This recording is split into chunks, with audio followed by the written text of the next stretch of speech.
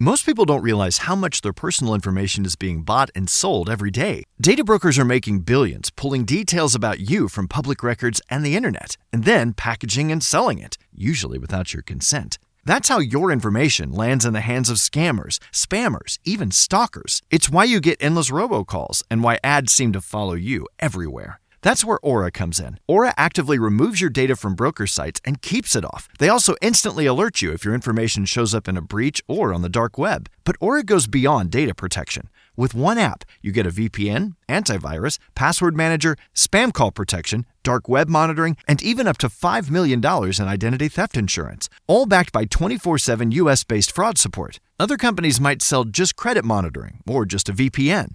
Aura gives you all of it, together, at the same price competitors charge for just one service. Start your free trial today at aura.com/remove. Protect yourself now at aura.com/remove.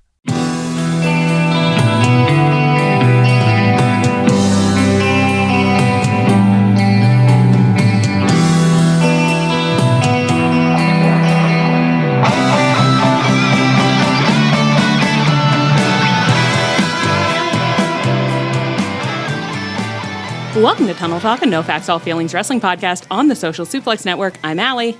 I'm Ann. And I'm Leah. And something really, actually, genuinely quite evil happened to us this past week. Yeah. As you guys know, we were off. We were off to have a wonderful vacation, the three of us, and just a million of our best friends. There were a bunch of other girls there. What happened? Somebody got COVID right before and had to cancel her trip. Who would have done such a thing? I know, it was me. I couldn't go. I had to cancel my flight and everything. It was because of the airport moms. The airport moms pinned her to the ground, spat in her face. They wouldn't even let me get there. Yeah, so sick. I know. So you guys had to cornhole without me.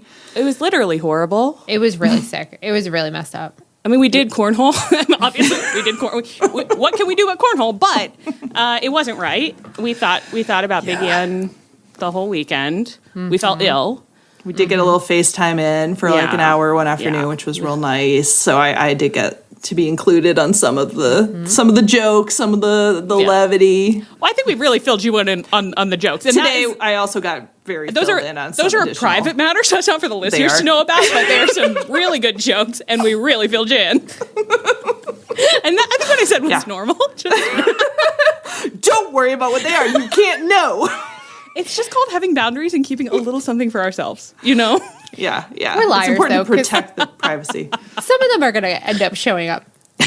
When you hear some linguistic innovations coming up, some new tips. Linguistic innovations. I don't even know what those linguistic innovations are. Okay, no, Leah's going to work in a couple of linguistic innovations over the course of the pod, and I'll see if I can identify them as being our inside jokes. One thing I did like was that when I was FaceTimed in, Allie was like, one thing we've realized, maybe you have, Leah, is that we say things from the podcast all the time and our other friends don't understand them.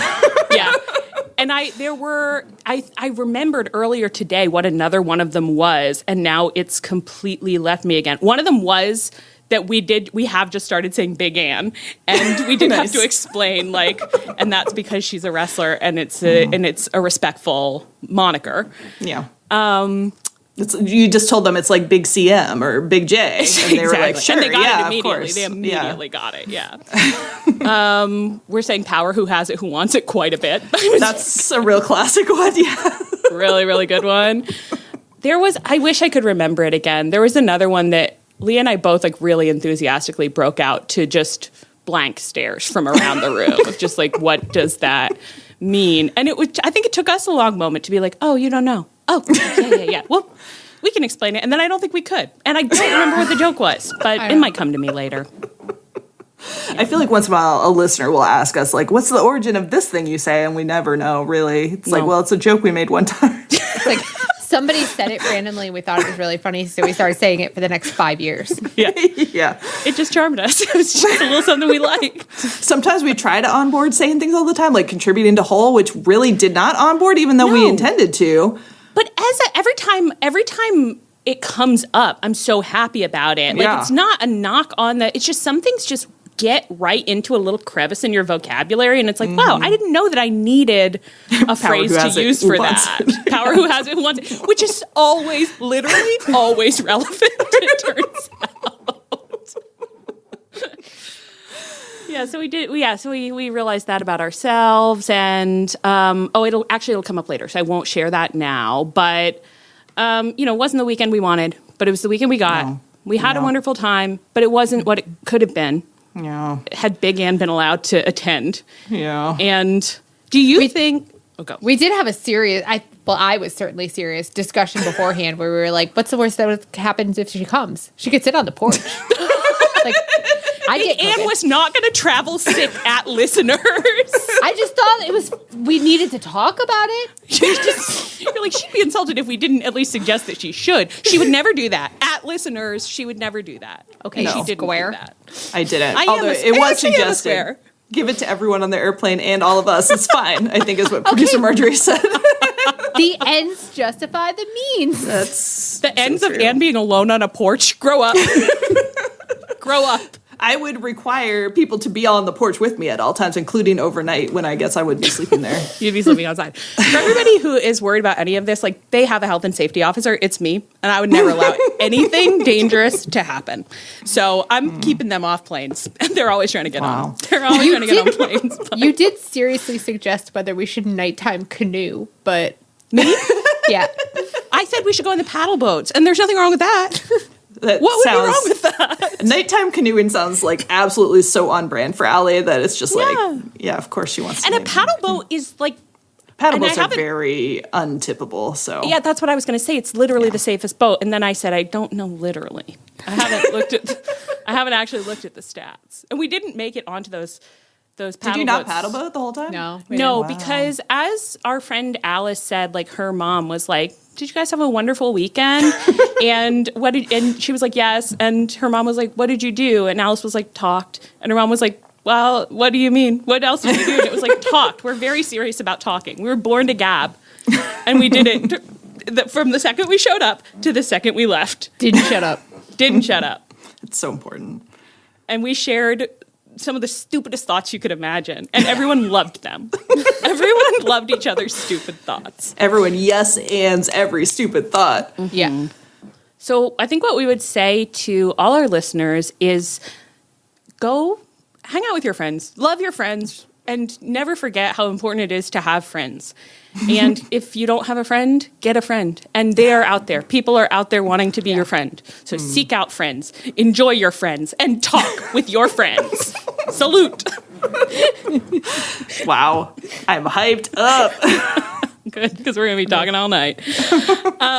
One side effect of the trip, of course, we didn't record this podcast, and some of us, me and Leah, didn't watch the show, the Dynamite show. And as I got into today, when I was constructing the schedule, it's like if you miss but 1 week of wrestling, the amount of content that you have missed is a veritable mountain.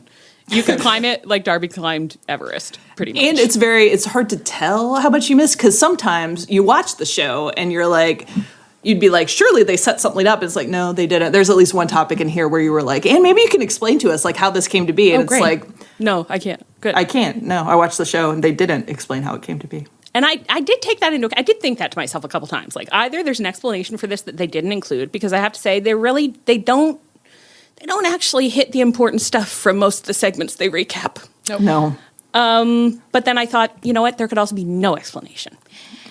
So it was fun to get back in there yesterday. And I thought they did a good job through the whole 3 hours. I thought they did a full 3 hour good job. Yep. I do, though, have pre-PPV senioritis, kind of, where I'm just like, this cycle doesn't matter anymore to me. Yeah. We just got to get through the pay-per-view, and I'm like, then I'll knuckle down. When I get to college, then I'll knuckle down. This cycle has seemed a little bit like, well, we just got to get there, so everybody just make the best of it. And it's like, I'm in a pretty good mood, and the people who are making the best of it are really trying. So it's not quite that I'm mad, but I am ready for something new. Yeah. Although we can have a discussion after this weekend, probably, about whether Darby's title reign has been the best title reign of AEW history. Which it has. It's rocked. Exactly. It's fucking rocked.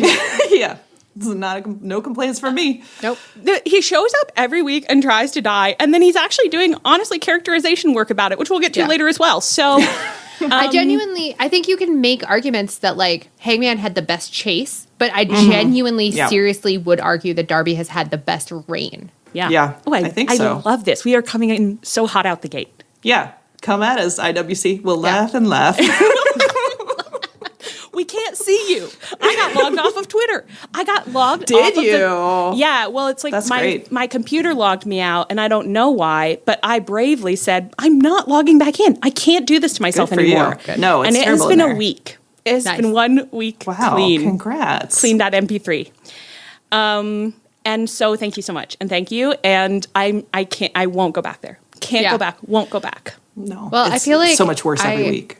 I've been avoiding a lot of IWC spaces because I just don't want to hear anything about Darby. So if you think our podcast is regularly uninformed, strap in. Yeah, because this week, most of us haven't watched a lot of the stuff. And we maybe don't agree with anyone. And we don't actually know what anyone's saying. Yeah. I know. I got way behind being sick. I was just like not reading anything about wrestling. So it's like, wow. This is fun. Incredible. It's like a return to our roots. And it feels That's so really true. good. Yeah. So enjoy this. And if you heard all of this is a good amount of, Leah, it is there. You're at the bottom for a change. Oh, because you were late. I was just like, where's the timer? You're at the bottom, so the timer's at the bottom. Don't worry about this. Poor Leah logged on 3 minutes late, and it was 4 minutes late, and it was so unsettling to Allie and I that we were sitting here in the Zoom by ourselves being like, we're so scared. Where is she? We did just keep saying, I'm so scared.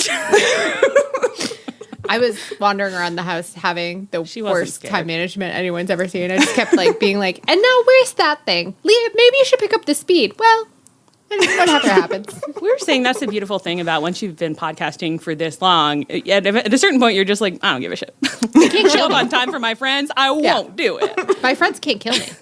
My scared, nervous, shaking dog friends, I don't have to be on time for them. They need to learn to deal with change. We're fine. We're normal.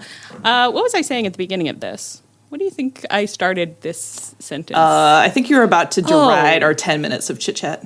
No. I was going to praise it. I was going to say if you're still here, well, not praise it really, but just say like, it has been 10 minutes of content that doesn't matter at all. Well, it matters a lot. We were talking about our friendship. That matters. Can I say, So go hug your important. friends? Not if they have COVID.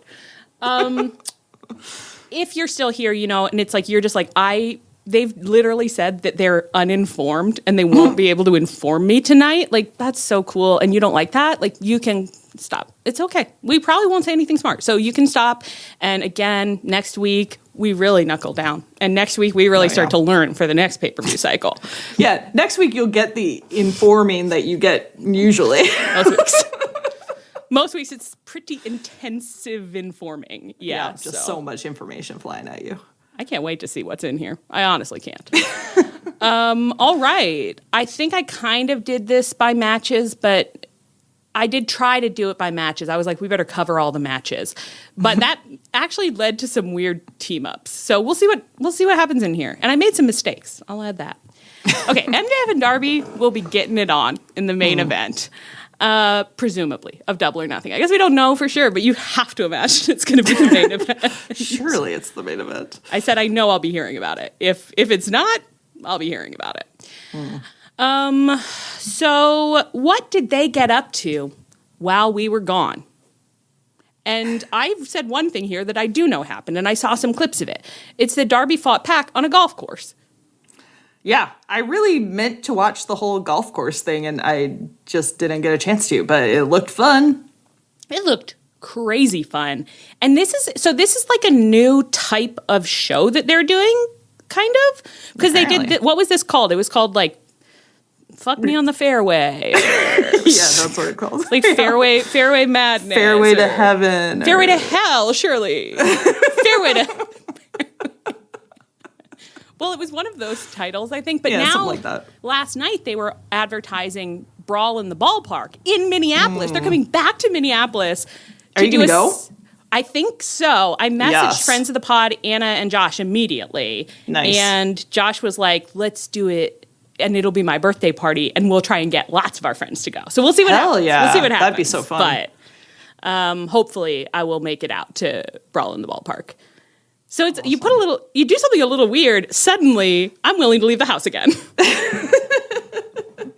I know. Get a creative little venue. It's it's a double feature. I mean, I don't usually like to go see baseball games, but it seems kind of fun, see a baseball game and then watch the men beat each other up, like where the baseball was right where the baseball was happening. I know. I would never watch baseball on television, but I enjoy going to a baseball game because you're just sitting outside in a summer evening and eating ice cream out of a little plastic hat or whatever. I can't wait to do that.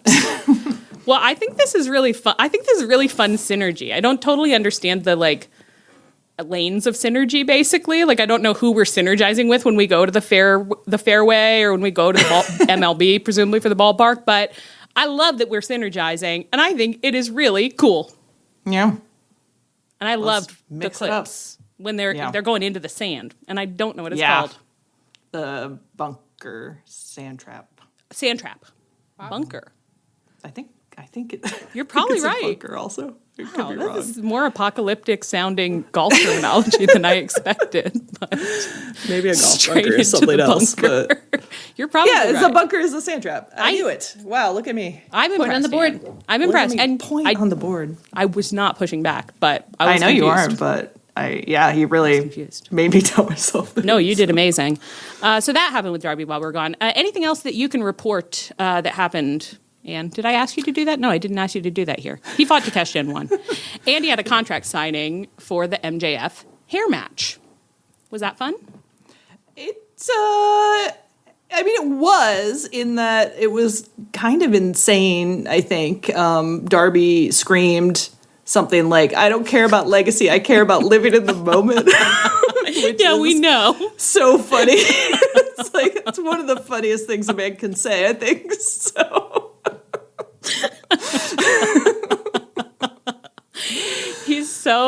it's amazing. It really is he's shot the moon, kind of, where it's he's so bad that it's good. He's so bad at promoting that it's amazing. It's every content piece of thing that he says is bananas and bad, and his affect since winning the title or being about to win the title has been so weird that it's all you can picture is that he's been crying backstage nonstop for weeks. I think we were right to say it. He is having an emotional experience that he's never had before in his life that he can't verbalize.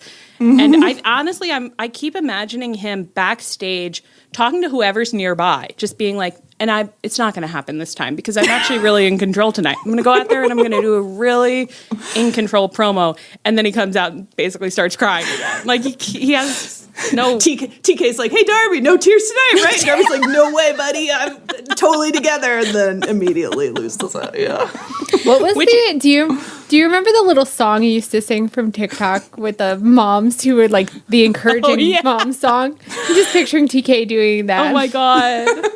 Oh, the one where it's they're I'm smart. What was it? I used to do it for Dustin. You did it for Dustin. Are we something? Are we kind? Are we something in our bodies and our mind? Yeah. do. Oh, yeah. God, that one's so fun. I'm going to have to go look that up. Oh, I would love to watch TK do that to Darby. Darby starts crying in the middle. TK's no, buddy. It was a good thing. It's a good thing. Yeah. We feel good in our bodies and minds. Everything's okay. We don't have to cry. Darby don't have to cry. And Darby's I do feel good. Honestly, it's the best I've ever felt. That ESPN profile came out this week, and reading it, there was it would take an entire episode to unpack everything that was in it. But I did get the impression it's he is having a lot of feeling. He's I'm the biggest AEW guy there is, and it's I think you are, baby. It's really beautiful. Can you produce, Anne, do you think the most, what I would call the most pivotal quote of the article? So the article said, Darby and Tony Khan have an agreement. He can do whatever he needs to do to feel alive. I think it said he can do almost anything he needs to do.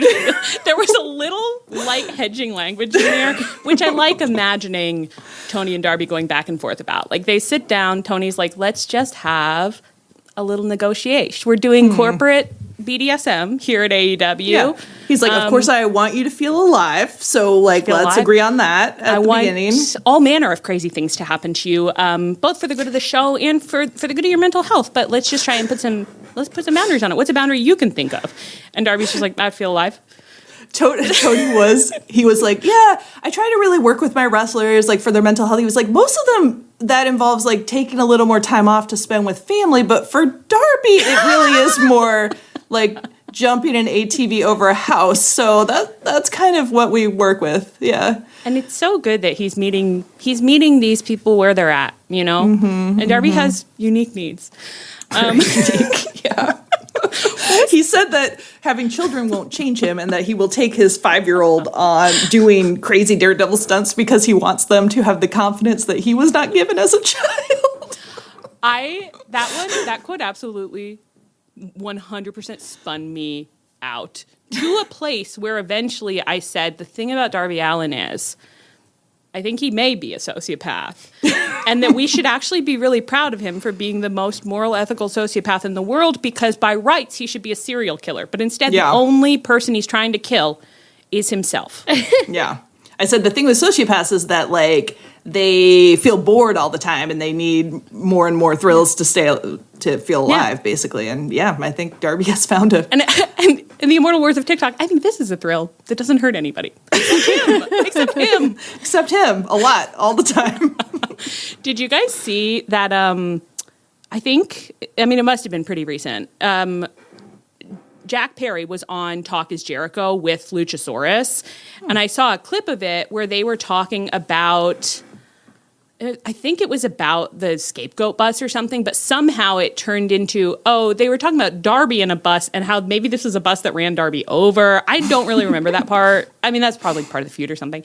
But there's just a moment where, like, they're being like, no, whose idea was that? And then just in, like, one by one, there's like, that was absolutely Darby's idea. Like, and I think one of them literally says, like, Luchasaurus is like, to get his rocks off. Like, literally, it's just like horny for it. But that's the vibe from all of them. It's just like, that little pervert. He absolutely wants to die under a bus. It's so fun that we help him with that. It is like they all know it's the only way he can find release in these wrestling matches. So, yeah, I think the whole article started with an anecdote where, like, they were like, it started with a move that a wrestler told Darby could kill him, but it was like Clark Connors is new, so he was like, I don't know if we can do that. And Darby was like, no, like, I need it.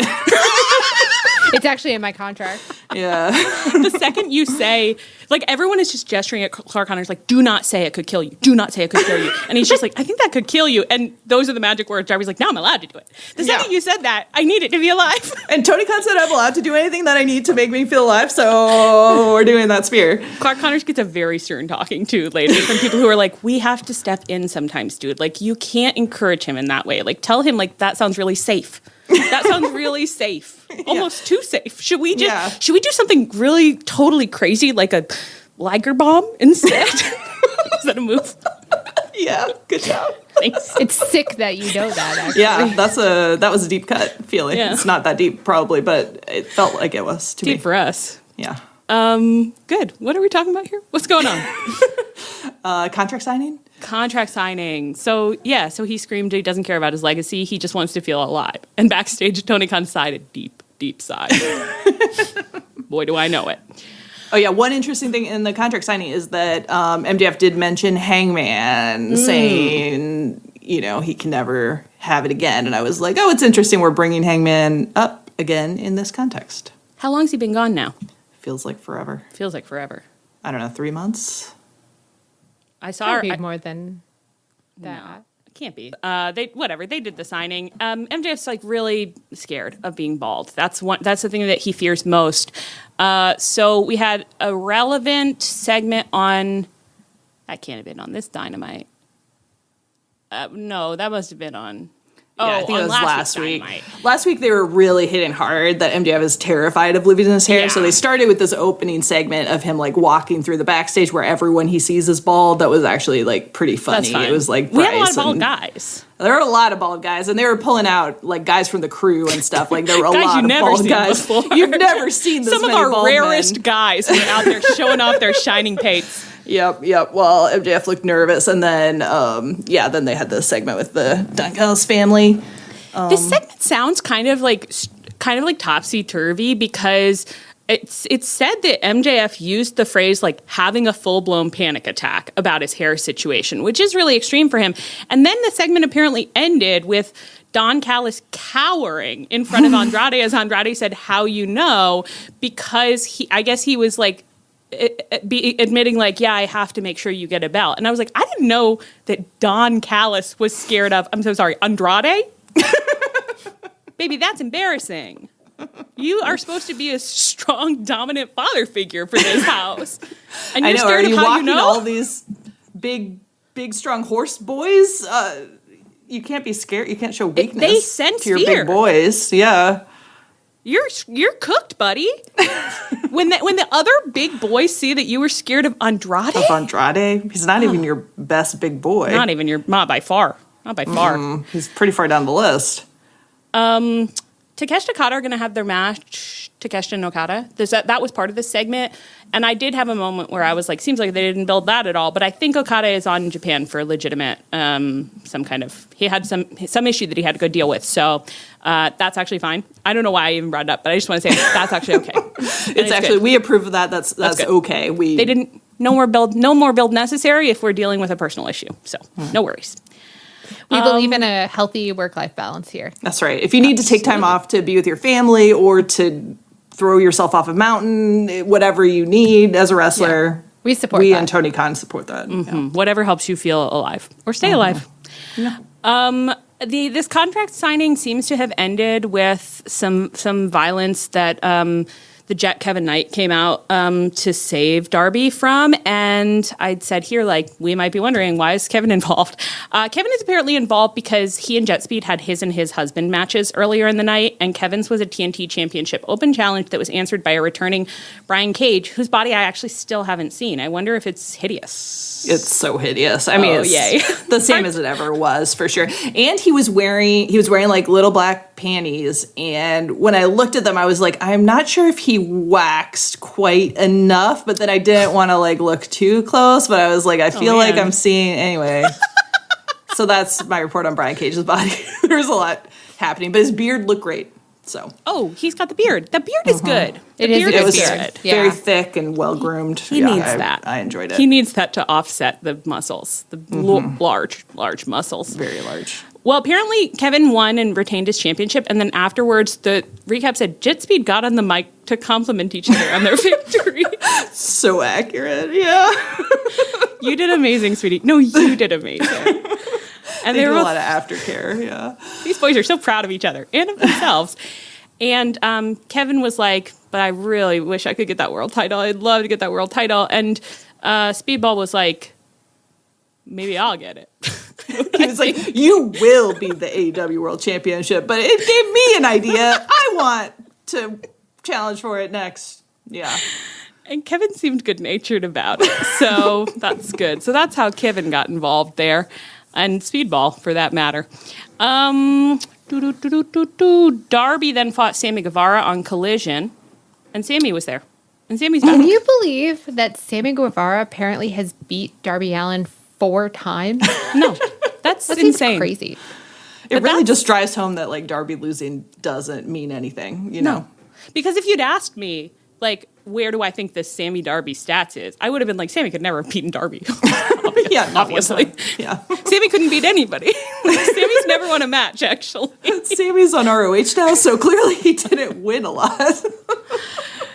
There were a lot of ROHers crossing over this week. Well, Sammy... Honestly, that stat is like a good lesson to everybody in AEW who are like, I can't lose because it brings down my prestige. It's like, you know what? Losing actually ups your prestige in AEW. It's going to push you farther up the card most of the time. Being a loser is the coolest thing you can be at AEW. If you lose, cool. Just lose cool. Mm-hmm. I was thinking about this because I thought, you know who's been losing fucking nonstop since he got here? Tommaso. And you know what? The more he loses, the more I like him. And it never hurts his confidence either, which is an interesting character choice. That's actually because his parents instilled so much confidence in him as a child, and they were always driving him off of cliffs. And that's why he can be that way. That's how you give a child self-esteem. Throw him off a cliff. Everybody knows it. Throw him off a cliff. And if they miss, they'll end up underneath a bridge. Okay. They grow to become a troll king, and everyone's happy. So beautiful. A very confident troll king. Very confident troll king. So then on this week's Dynamite, Darby had a backstage interview with Renee, in which he was just himself, and his affect continued to be exactly what we discussed earlier. Little difficult to track, manic, heightened. And he also said, I like this. Like, people had been having a talk backstage, and they were like, not everyone is feeling like this hair stip is like a serious enough stipulation for the world title. So, like, maybe let's come up with something to address that. And Darby said, on it, boss. And he got in this pre-tape, and he said, some of you might not think this hair stip is a serious stipulation, but actually, it really matters a lot, and let me tell you why. And I thought, that's my sweet idiot. That is not a good way to do this. Should I address it? I'll do it straight on. I will turn straight to the camera and say, I've seen your tweets. And you have to imagine that everybody watching was just like full dead dove. I don't know what I expected. I do not know what I expected. It's like we gave him a car, so he drove it off a cliff. Like, yeah, that makes sense. That's what you do with a car. But who cares? It's fine. And he says that it's going to destroy MJF's life, blah, blah, blah. And then he said, I'm going to fight Speedball Mike Bailey. And there's a package here that I don't think matters. He fights Speedball. MJF's on commentary. Kevin Knight is guarding the ring from intrusion because he knows that, of course, MJF would love to help. Now, does that make sense? I don't know that does make sense. I actually don't know why Kevin was there. Just wanted to be near him. Maybe he just didn't want any interference in the match, even if it was to hurt Darby. He wanted a really fair fight because they're so ethical. Because they're ethical. Maybe. I think, let's go with that. They're one of the most ethical tag teams. And they had a little, that was on this episode. They'd had like a little pre-tape backstage sesh where they kind of talked through how excited they were about this. And made, again, the most intense eye contact. It was this one because you were watching with our friends Jenna and Alice, and you told them that these are our emotionally healthy husbands, and it was like, don't let me down. And then they were crazy. I was worried. Like, they were like, who are these guys? And I was like, well, they're the most loving men we've got. They love each other more than is safe, probably. And you'll see it right now. And then I got really stressed, like, what if Kevin does get distracted by a ghost? What if Speedball can't keep him under control and he starts talking about Mountain Dew and they can't see like the strength of their love? But actually, Speedball had him so locked in. So locked in. His eyes did not leave Kevin's eyes, even for a second. Very affirmative. It's not normal, and it's beautiful. And you know what they love? What TV show is it where someone's like, I'm going to reward you with 10 seconds of intense eye contact? I feel like it might have been 30 Rock. Anyway, that's Speedball's vibe with Kevin Jack thing. all That the does time. sound like a Jack thing. So I do want to say I should probably respond to it, but we haven't been on top of the email. We did get an email from one of you saying if you guys like this concept, you might like the show Ghosts. And the fact is I had forgotten about it, but I do love the show Ghosts. It's a great we did show. watch it. Yeah. We did enjoy it. Yeah. Super fun. And the second that you said it, it was just like, absolutely, that's exactly what I imagined. And to be honest, I think that for Kevin Knight would be having a better time through most episodes of that show than the actual main characters. He would be having... True. Oh, he and Speedball, it would be like a Disney princess version of Ghost. Like, they are dancing in the fields about it. Yeah. No matter what gets said to them and how weird it is. I do think Speedball would be vaguely trying to fix up the house like faster. Like, Speedball would just be like, we've got to renovate. And Kevin's like, I'm playing video games with a knight ghost from this 14th century. He doesn't know what the A and the B buttons mean, so I'm just explaining about it. Yeah. It's like, Speedball's like, what's to explain? They're just different buttons. What do you mean? Get up, Kevin. I need help. I can't do this alone. I'm so mad we can't watch this. I wish we could watch it. It would be so good. That's what the American version should have been. I didn't watch the American version, but they should be the American version. Yeah. Imagine if the American version was at a wrestling company instead of like a Dude. B&B. That'd be great premise. It hurts to know that none of our ideas will ever come to fruition because they're all real bangers. I don't know. Oh, I was just going to say, Kevin Knight went over like gangbusters with the girls. Kevin Knight, by the end, we're all of us together. Like, it's like they've been here for months. We're all just going, sweetie baby, sweetie baby. There is something about him that you just are so endeared by. Sweetest boy on earth. And then the end. Rush is going to fight Darby. What will happen at the paper? Oh, they tried to shave each other's heads. That's right. Yeah. MJF hopped off commentary. The married husbands left happy. Arms around each other. Arms around each other. They said, it's enough saves for 1 week. So they left, and MJF attacked Darby, and then he got distracted because everyone was calling him bald, and he didn't like that. And so then he tried to shave Darby's head bald, which was funny because it's like, Darby doesn't care. Darby's not going to give a shit. That's fine. I'm shocked he's even fighting back. I guess it's just because of masculine pride. Yeah, I honestly thought Darby might let him just take like a random chunk out of his hair in that segment, and he would just live like that. No problem. That would have been cool. Yeah. He probably would have gotten in trouble for it. But, they fought a while and then MJF left. That's the end. Anything else about any of this, No, not too much. Yeah, I assume MJF's going to win at the pay-per-view. But if he lost and got shaved bald, he would have goodwill with me for the rest of time. Yeah. I was saying he could do a lot of racism and sexism, and that would be okay with me if he did that. I'd be like, free reign. And whatever makes you feel alive. She keeps turning to people. She's like, I hate it, but he earned it. Yeah. But he earned it. He got a free month. I don't know what to say. Yep. Yeah, I can't imagine that he will get shaved bald, but I also kept saying for the entire show, all I want is to see him bald. Why can't he get shaved bald? I wish to God he would get shaved bald. No. If he gets that belt back, they can't let him keep it, though. They won't let him keep him for any amount of time, will they? Surely not long. I don't give it to Will Ospreay. I know, but I don't want him to be the one that Will Ospreay fights. That is any amount of time. When is all in? Not for months. Yeah. I think he's got to lose it to like Kenny over the summer, and then Kenny, Will, and Ospreay. Kenny and Will and Ospreay at Wembley. I love Kenny and Will and Ospreay. Kenny and Will and Ospreay. Oh my.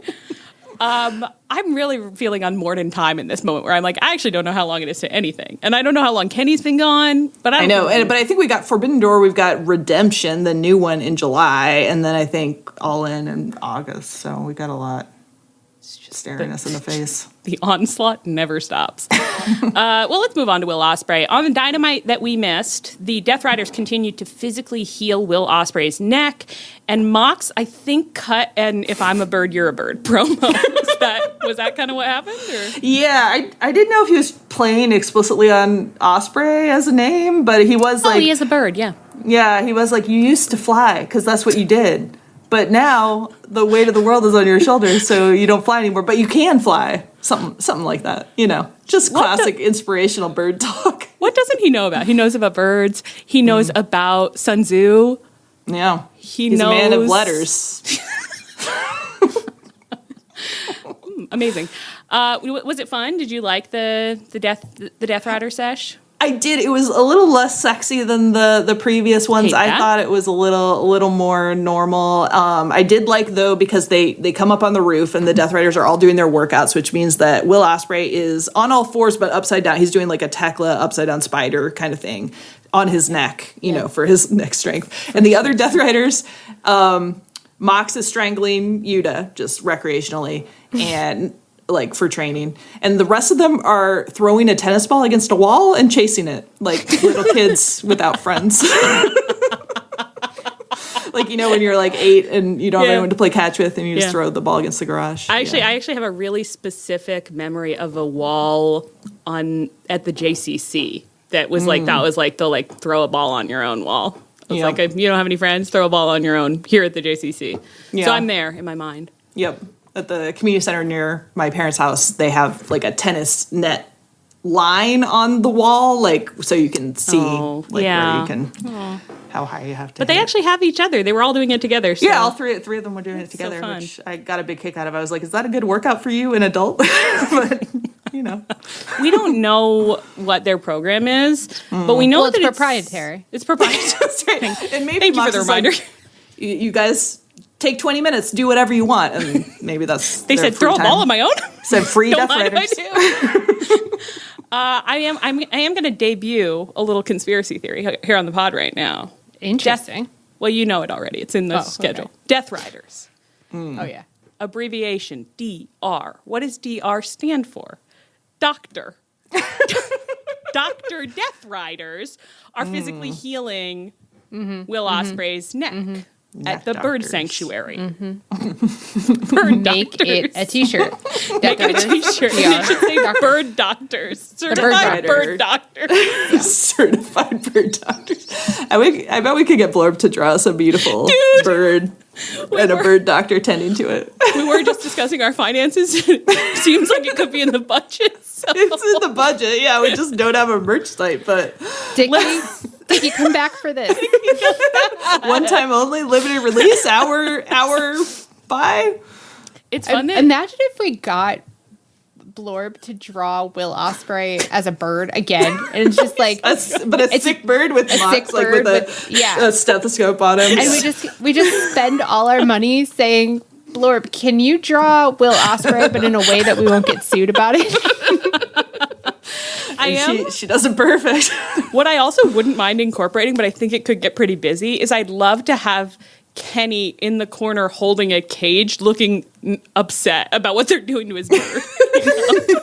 He's like, I've got to go. He's on his phone looking up like different bird doctors. New bird doctor, not better than this one. Not scary like these guys. My bird begged to come here. Okay, so that's a good one. That's good. Blah blah blah blah blah. Oh, the Owen showed up. Anything to tell us about that, Anne?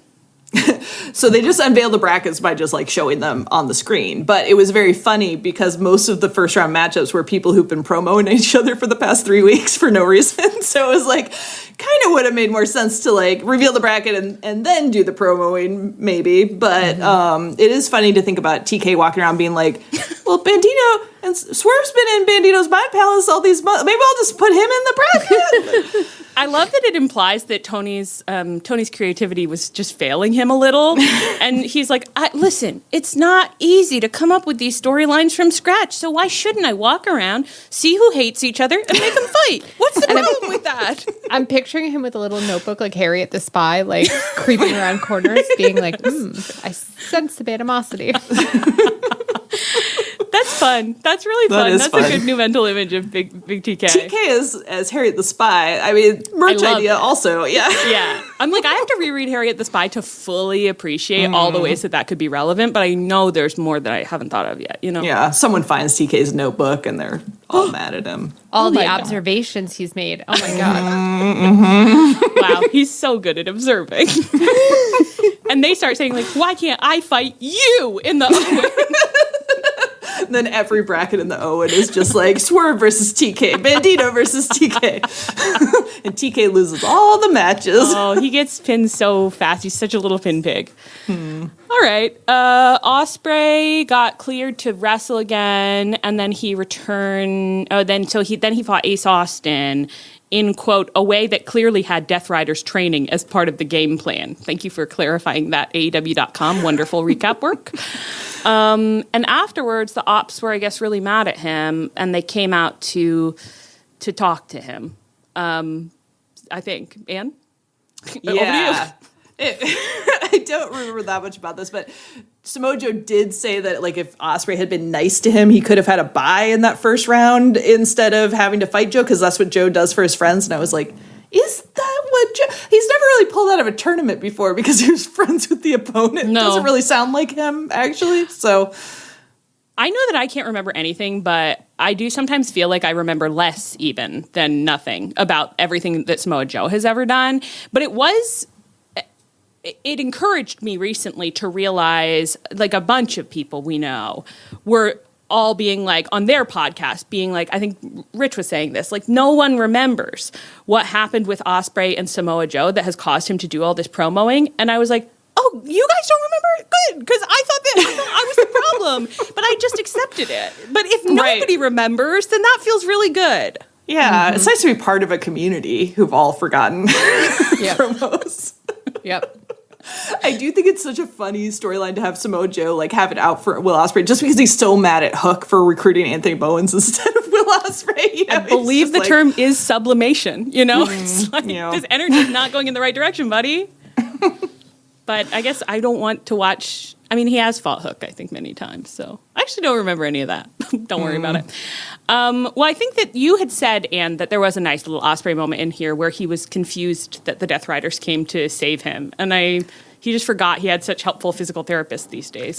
Yeah, it did look like I think he was just trying to do acting, but it was very like, wait, why are you guys here? I don't know if I like this. And it's like, Will Ospreay, you've joined their faction. I know you don't think you have, but you 100% have. So yeah, they're going to run out. I haven't seen it, but I am obsessed with the idea of Will Ospreay finally getting friends, but just not in the way that he was expecting, so he doesn't know how to process it. Yeah. Because he's never had a friend before, but he That's thought true. it would go differently. He's got a real, like, what's your game, friend energy. Like, why are you out here? And they're like, to save you. And he's like, but why? He's like, no one ever saves me. I save them, but no one ever saves me. That's fun. Yeah. Kind of imagining him doing a, like, mom, pick me up, I'm scared. And his mom, Kenny Omega, is like, why are you scared? And he's like, they showed up to save me. I wasn't expecting it at all. And Kenny doesn't want to say it, but he's just like, well, that's fine, actually. I'm not going to come pick you up because you're scared that you got saved. Them? They have a long conversation where he's like, so the ops attacked you, so you want me to pick you up? And he's like, yeah, but the death threat is, but what's so scary was that I got saved from that. And it's like, I don't understand. He's like, Kenny's being like, do you feel safe in your body? He's like, I feel really safe in my body now because they saved me, but I don't feel safe inside my head. I feel scared in there. It's like, I don't feel like I can fly like a bird. I used to be able to fly, but now there's so much weighing on me. My wings have been pinned. Oh, God. All right. Well, Anthony Bowens did some good face acting. I don't think I can describe it, but he did do something very funny at the end. But that was on Dynamite. I feel like I skipped the whole thing. Oh, then he fought Shibata on Dynamite, and then he won that match, and then Joe came out for another showdown. Oh, this is a whole separate thing. Okay. So Ann doesn't, like, fully remember whatever happened last week, but I know she remembers what happened this week because it really aroused her. Take it, Ann. I love being cute. I'm like, oh no.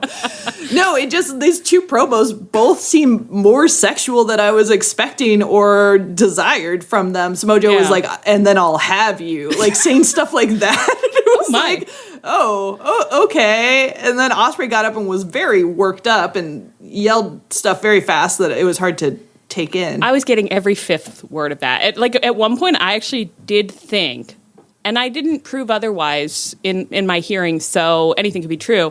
I was like, I don't know if he has a British accent right now, or if he lost a tooth or something during the match, and he bit the inside of his cheek, like something weird. I'm just not picking up on most of what he's saying, and it's just occasionally I'll just get like, and all my classmates wanted to go to Wembley. It's like, what is your age? Little child?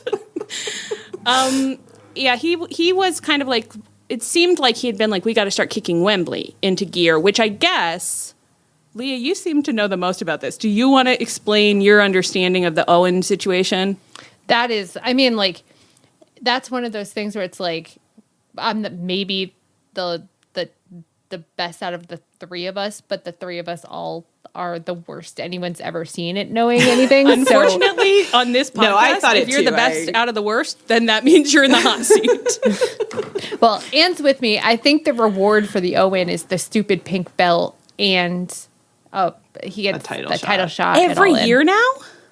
I think it has been since it started.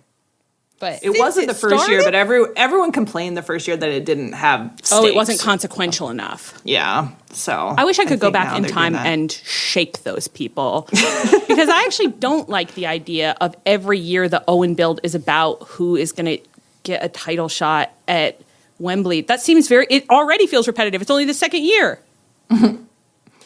Yeah, it's like, I can see the point of, like, it's nice to have, like, guardrails where it's like there's a clear way for how you get the title shot at Wembley, like, and it's winning this tournament and it's fine. But I think they do have to, like, be a little more, it's like you got to work within the guard. Like, here's your path, and then you've got to do something, like, new with it. Whereas what Will Ospreay mostly was saying in his promo was like, I got hurt and that was really sad for me, and now I really want to win at Wembley, which is kind of like what every wrestler says all the time whenever they come back from injury. It doesn't really light me on fire.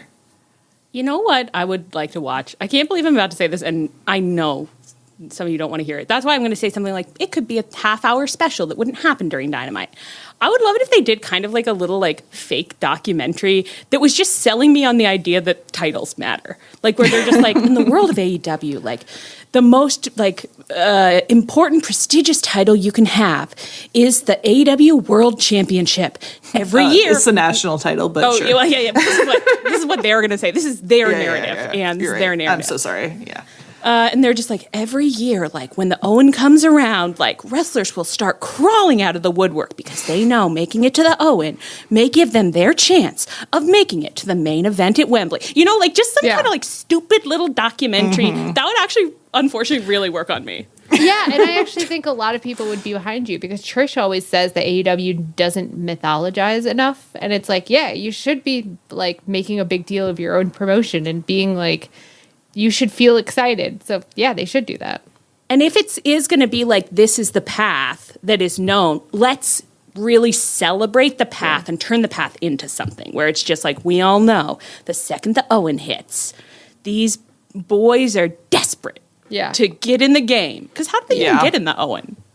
It just like Tony puts the bracket up. Yeah, I think they should have like a little more, because it didn't feel like there was much pomp and circumstance, and they didn't even hit hard that it like I think they probably said it's for the Wembley shot, but they didn't like hit it hard. Like the Owen's such a big deal because like that's how you get a shot, which would be better. We've said it about the Connie, but I think it's also true of the Owen that they should just do a press conference on YouTube where the bracket is announced and like all of the people that are in it are at the press conference and get their name called like it's draft day. Yeah. This is a funny thing to be advocating for because it's kind of the opposite of what I feel we usually say, which is like, don't talk to me about the belt, talk to me about the wrestlers. But I'm like, well, talk about the belt somewhere. If you care so much about the belt, there has to be somewhere where the belt really matters, and that's the framework into which then these psychological stories will be fitted. You know, it'd be fun too if before the Owen, if they did a lot of skits of people like be like, hey Tony, I know you're making up the bracket, and I just want to say like I have been doing really great this year, and I think I would be really good in the Owen. You know, like making their case. I think maybe there could be a committee. There could be, you know. Why haven't they come up with that idea before? Someone once came up with that idea and we never saw it. But if it was like TK and Bryan Danielson and like, I don't know, name Sting, they could be a fun committee. Yeah. I'd enjoy it. If people had to try to suck up to them. Just a little more of an energy. Like come May, the wrestlers are loitering around the drama classroom waiting for the theater director to post the Owen bracket. Yeah. I love it if there was a skit where the bracket was on paper and Tony tacked it up to a bulletin board and everyone rushed it, that would be fun. That would be fun. And then you saw all their faces like as they came away where they're disappointed or excited, and then they put the graphic up for all of us to see. That'd be fun. Because it's wrestling, when they cut back to the wrestlers again, it's a melee. They've started fighting each other. They're furious about what they've seen. He shouldn't be in there. No. If I murder him, he can't be. These are all 3 ideas. Okay, so Mox also fought on this week's Dynamite. He fought Kylo Reilly, who, ladies, I know you agree with me, looked like the sweetest little, juiciest little cow of all time. She's the juiciest, palest little guy of all time.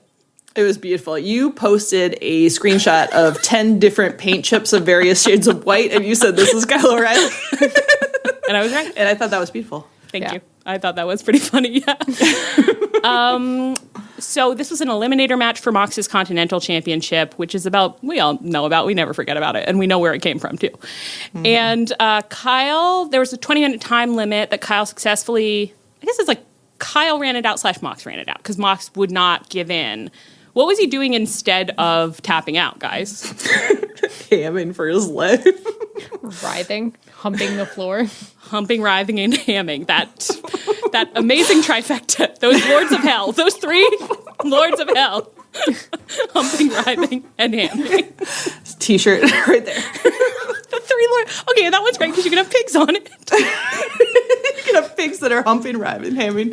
If writhing, what's another word for writhing that starts with an H? Oh, humping. Okay, well, listeners, write in with a third H word that you think would be one of the rulers of hell, along with humping and hamming. What I thought when I saw this is that Mox somehow has the inside scoop on something Heaving. that happened. Heaving. Leah. Oh, Beautiful. Leah. Humping, heaving, and hamming. Humping, heaving, and hamming? You'd the hate John Moxley you'd hate story? to meet those guys in a back alley, am I right? Wow. Oh my God, I got to come back from that. I think John Moxley had an insider knowledge somehow of something that happened this past weekend at the event that we were at. Our beloved friend and listener, Nicole, was hanging out with us, and she had said, she's a knitstress. She said, I'm going to knit you a little sweater for the Brass Mommy's Little Ham Award, which she did. He's wearing it right now. He looks handsome as hell. It's blue. It's a great color for him. Oh, it looks so good on him. And she said she's going to make him a second one that's kind of like for I don't want to spoil it, but she's working on a little something extra. He has a dressy sweater and a more casual sweater. He's in his dress sweater right now. He could go to a theater performance. He could go to the opera. He could go to the symphony. He could be anywhere in this ballet, anywhere where there's ham and humping, heaving. Humping, heaving, and hamming, yeah. I think that Mox knew that the pig had gotten this sweater and said, I will lose this award this year over my dead body. I must get to work. I know how hard I worked last year. I have not been doing enough.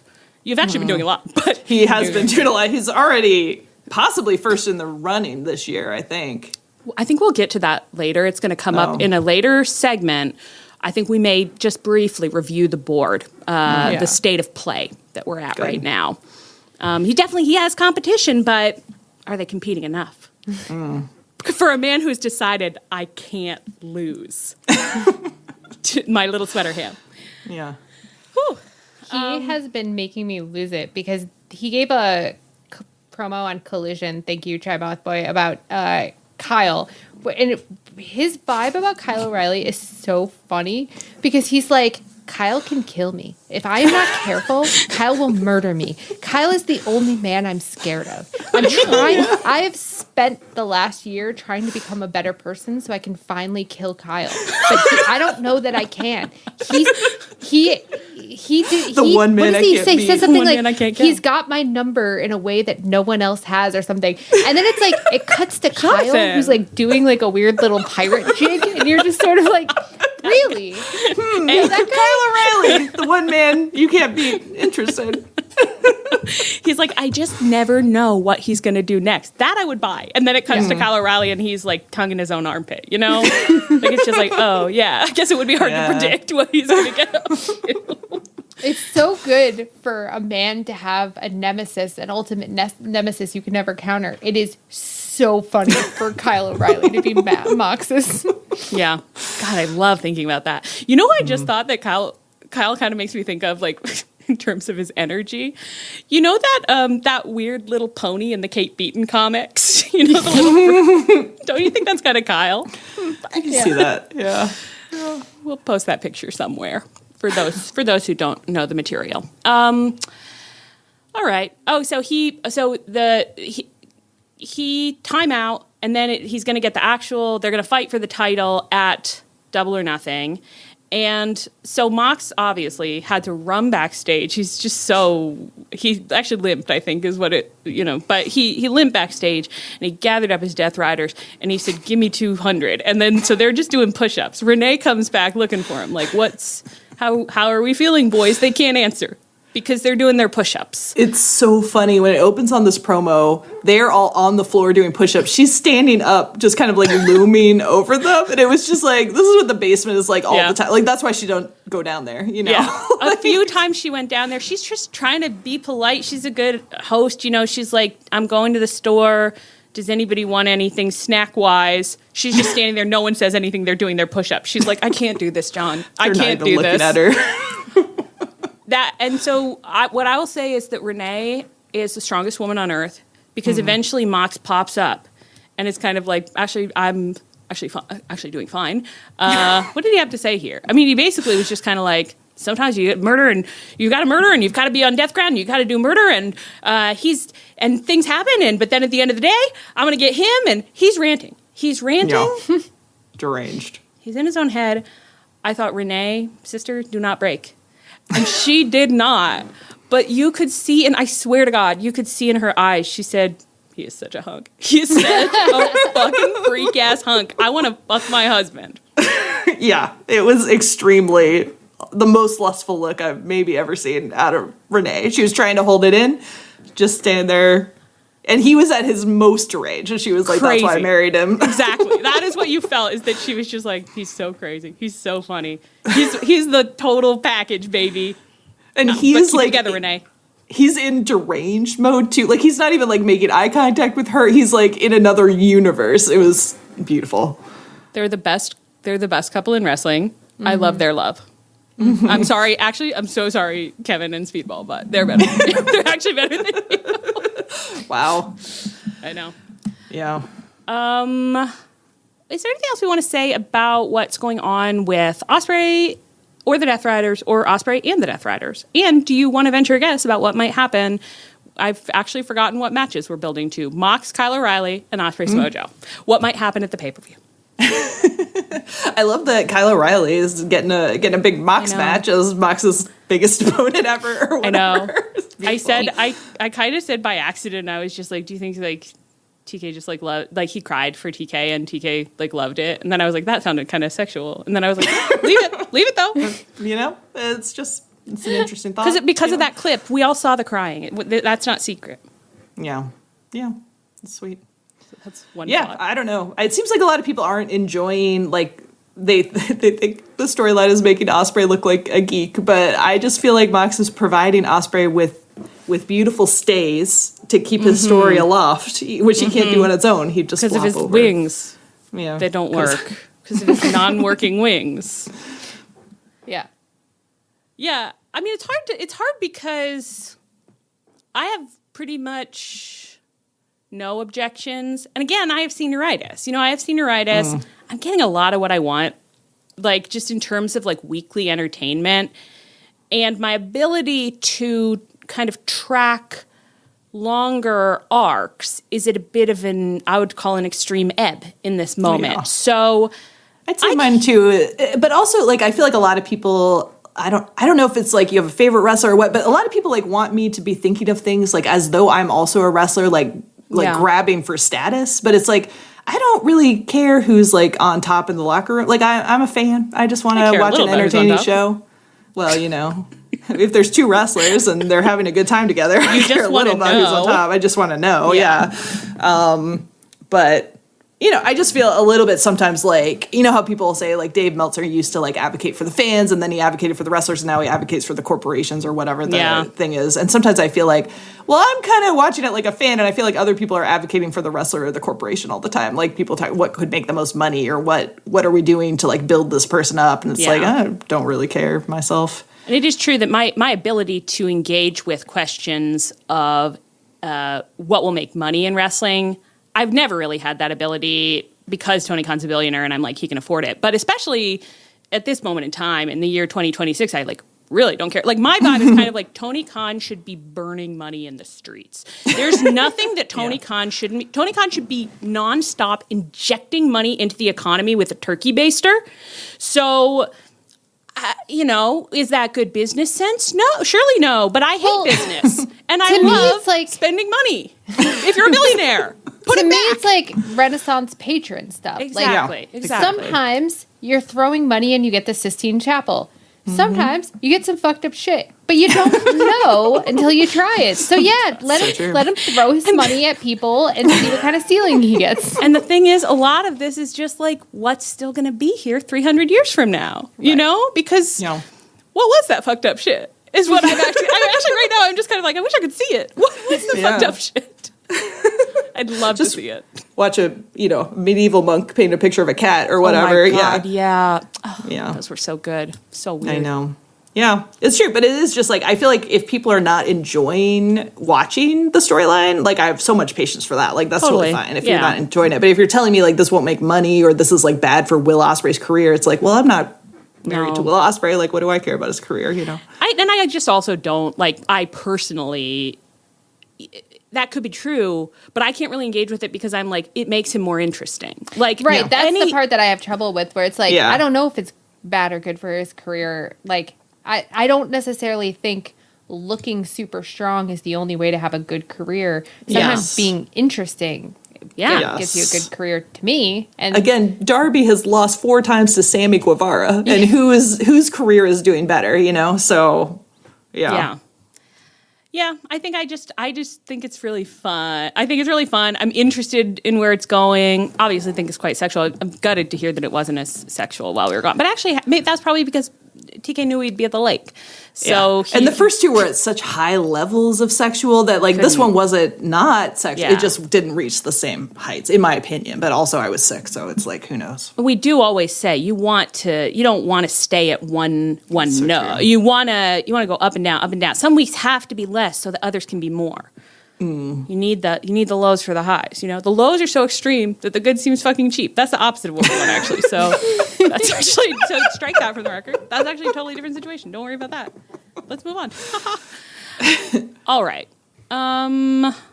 Okay. I did do something stupid in here, but no one has to know about it. I just got really confused in the middle of this, and I accidentally put 2 topics together that did not have to go together.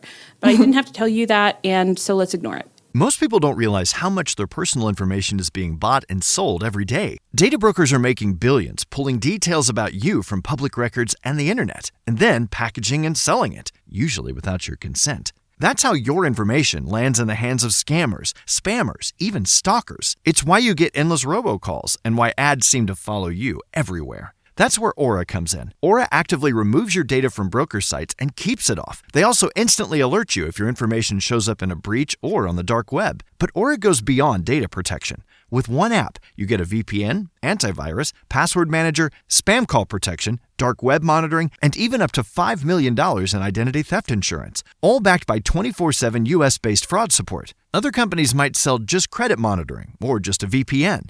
Aura gives you all of it, together, at the same price competitors charge for just one service. Start your free trial today at aura.com/remove. Protect yourself now at aura.com/remove. In our absence, Mark Briscoe returned. And you saw him come back to his friends. How was it? I did. It was a conglomeration. We're doing a little bit.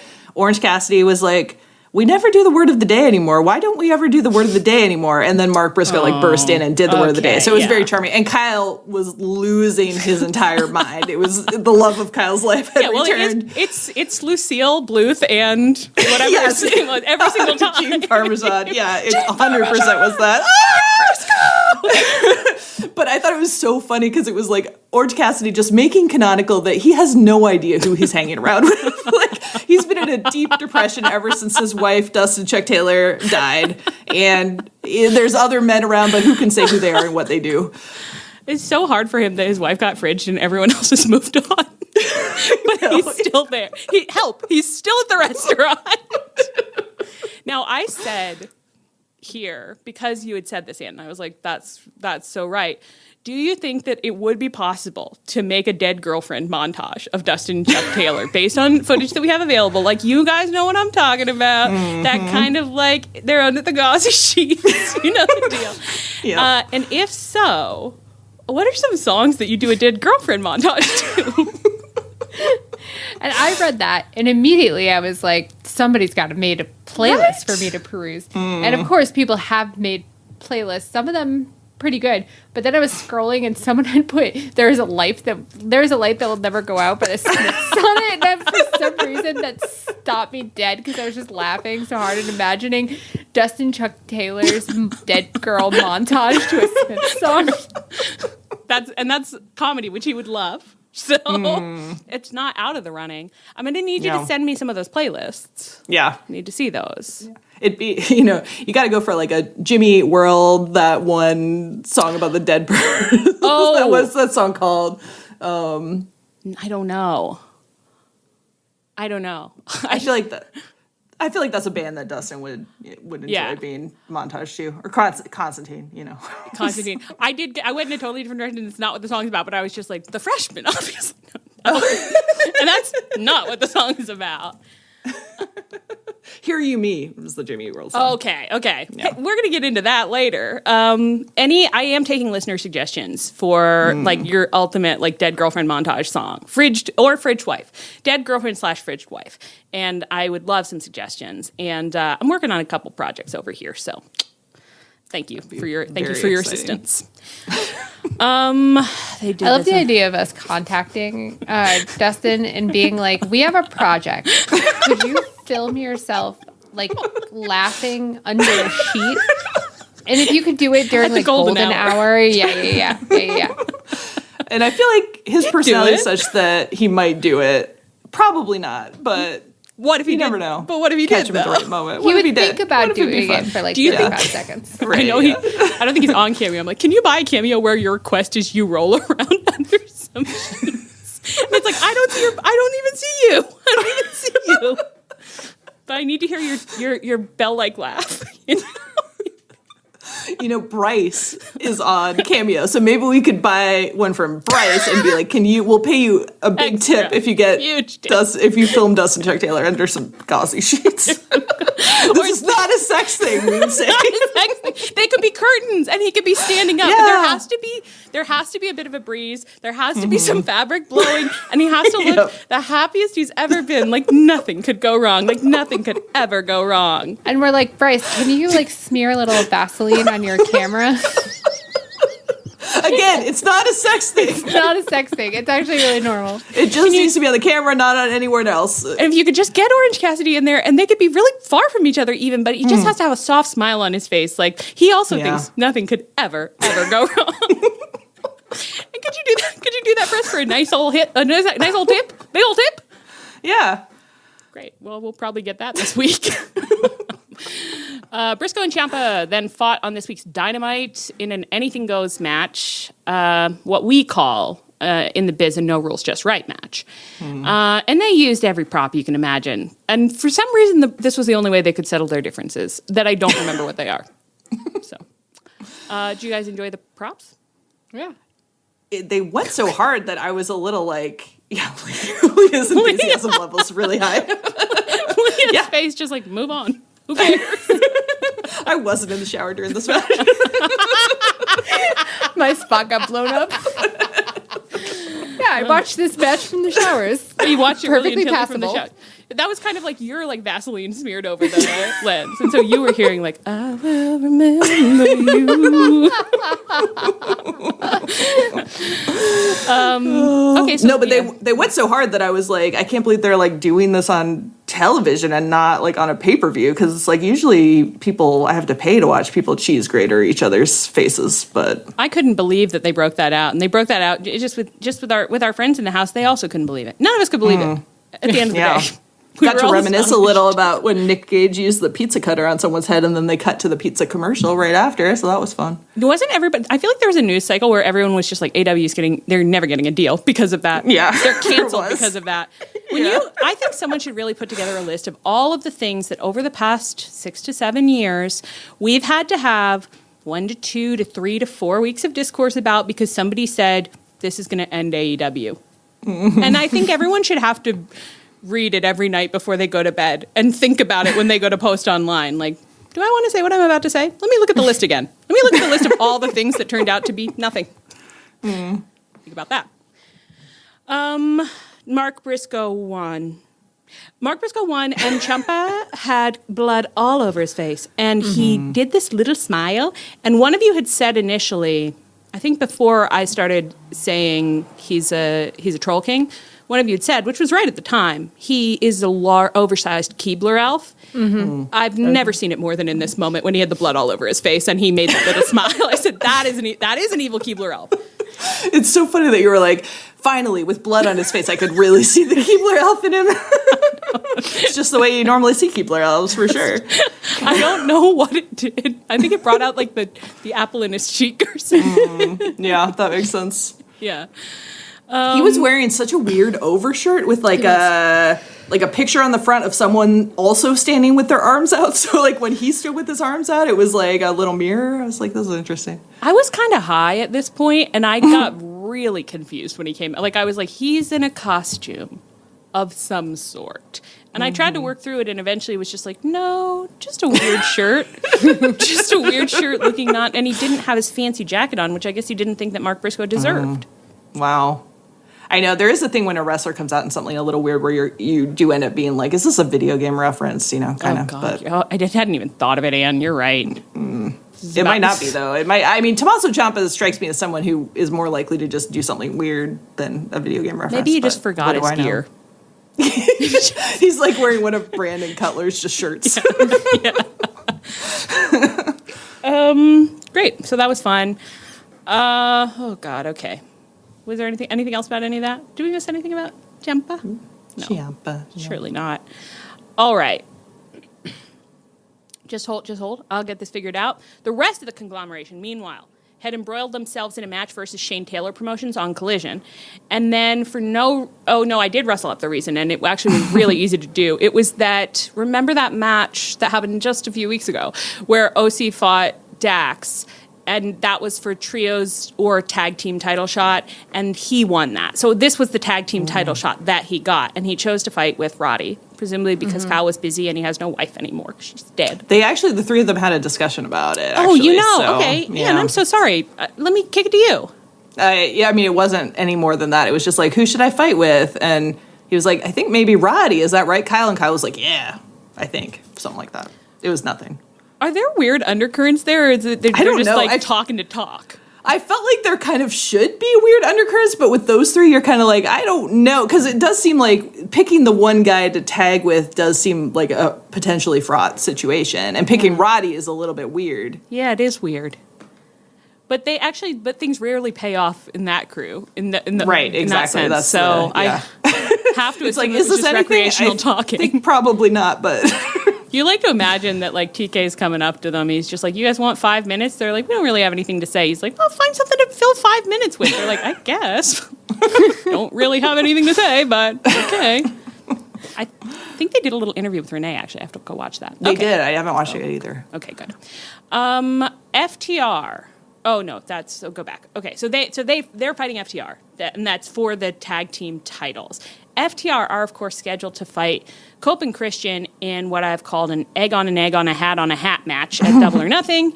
And they lost. So they lost to FTR. Don't worry about that. It was great to see, I would say, Orange Cassidy, some really classic Orange Cassidy stuff.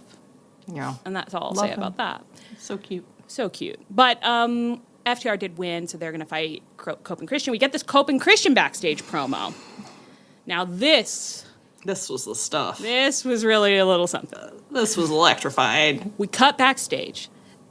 Cope is, I think, sitting on some stairs. Christian is leaning against a wall nearby, arms crossed, looking closed off. And Cope gets right down to it, and he's like, He's like, I have finally heard what the girls want. He's been working through our feedback specifically for months, just like reading transcripts of us, just being like, I don't understand. And then suddenly something clicked, and he was like, they want me to celebrate my love.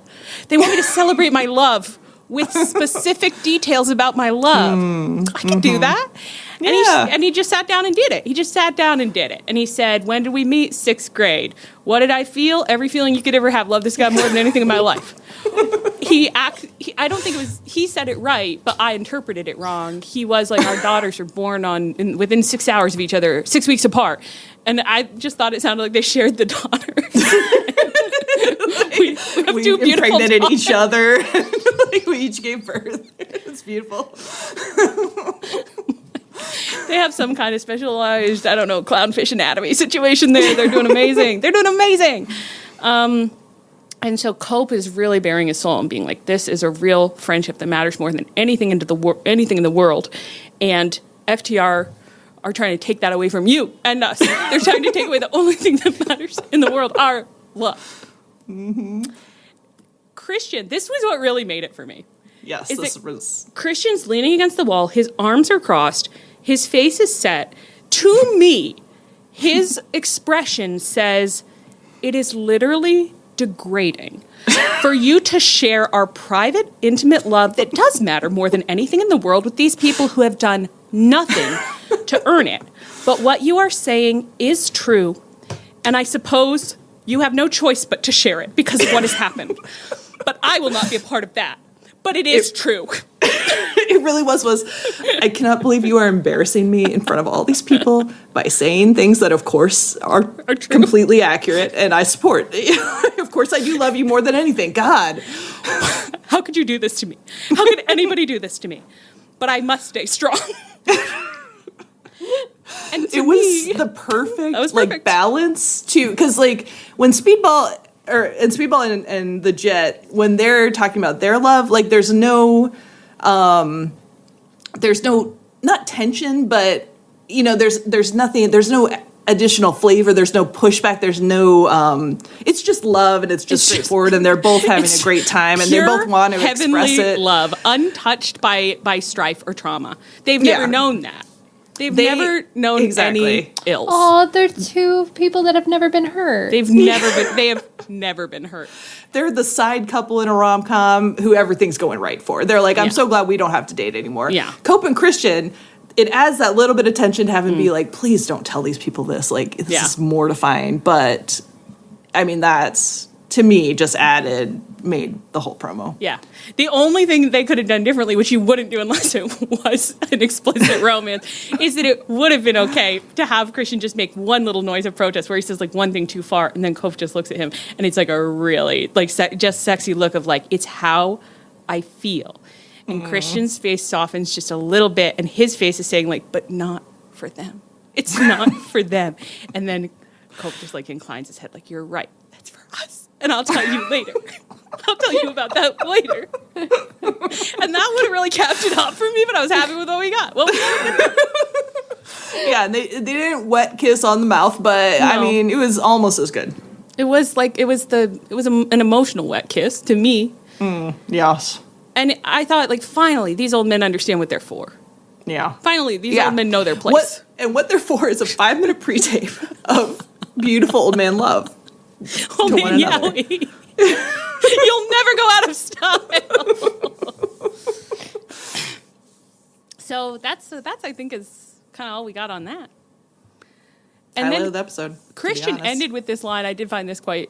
He said, and I found it hard to track in the moment. But I always say, when you're born, you look like your family, and when you die, you look like your choices. And I said, okay.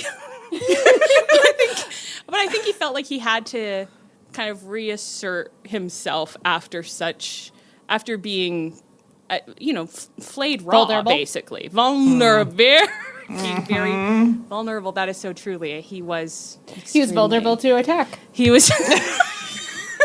He didn't get attacked, so he didn't get attacked. He was vulnerable to a lot of things. He was emotionally vulnerable. Technically vulnerable to attack. Yeah. Very vulnerable. So I thought that was a wonderful segment. So everyone enjoyed it? Leah, did you enjoy it? I was asleep, but I forgot to rewind. Oh my fucking God. This girl. You were asleep? This podcast is in senior mode. We've really gone downhill with our prep. I did notice that you disappeared pretty early in the evening. Did you see the main event? No. Yes, I did see the main event. Wasn't this before the main event? No, it couldn't have been because I was asleep. Wait, the main event of Dynamite. I didn't see the main event of Collision.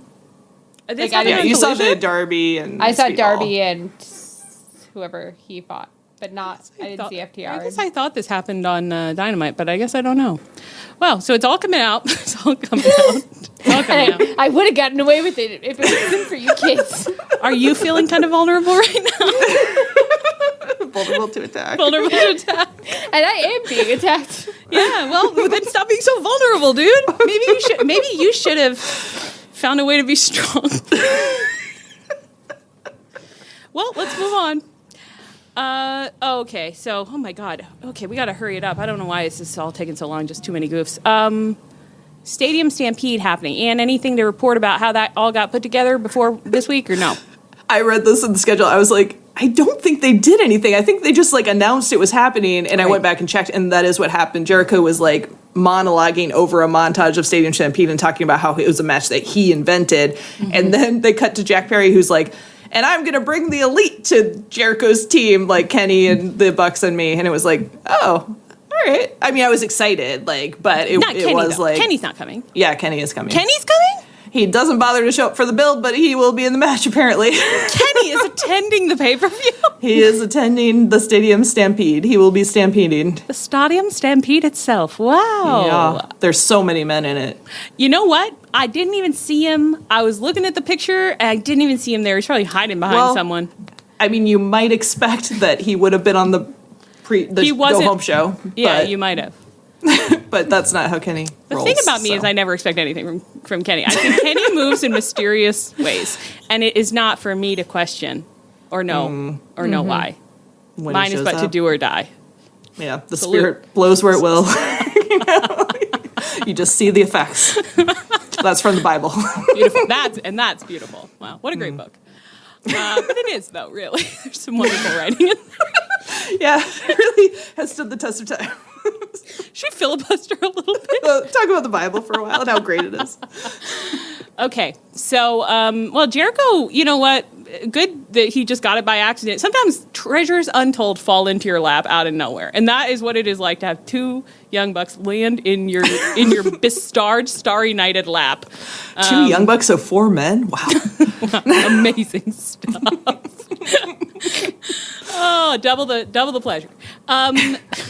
Allie, get out of there. Stop it. The Bucks and Jericho opened this week's Dynamite with a pre-tape quote at a lighthouse in Portland. I said 2 things here. What do you think it would be like to go to a lighthouse with the Young Bucks and Chris Jericho? And B, Leah, tell us something about lighthouses. I love a lighthouse. I like everything about them. Allie took me to a lighthouse once and then Really mocked nice me one. for how many questions I had about it. It wasn't From the tour your guide. questions actually weren't about the lighthouse. I really want you to tell this story. I think it says a lot about you, and you still, if you could. We went to this lighthouse, and it was a beautiful historic lighthouse, and we had a wonderful time. And there was the lighthouse keeper has a special house that they lived in with their family, and it was a really nice old house. And of course, I was in there thinking, oh, would that I could be a lighthouse keeper with my lovely family here. And I'm like, where's Leah? I look around, I'm like, where's Leah? Leah's in the other room. There's a part of the house where they're monitoring a crack in the wall. Because we didn't know why. They're just monitoring it. It's blocked off. You can't get near it. To be clear, the crack itself is braced with a complicated plastic setup, but then there's a ruler that's built into the setup. So it's clear that whoever is monitoring Something is happening measures here. it at some regular interval. But there's no further information about this. I find her looking at it, and she says, "We got to find someone to ask about this." I need to talk to somebody about the crack. And she finds someone and engages them in a long conversation about why they're monitoring the crack, how big the crack is, what it means for the foundation of the house, what they might do based on what happens to the crack in future. Wow. Was it a dire situation with the crack? Was it a dire situation? No. It's not. Well, that was part of the problem. She couldn't answer me at what rate the crack is getting wider. She didn't know. She said that they take readings regularly, but she couldn't tell me about the rate. Wow, so then we useless. were walking away, and I said, I wonder if I can get that information through the Freedom of Information. But you didn't say it as a joke. You said it fully. I mean, it was like she's just absently thinking. She's like, how could I get that right?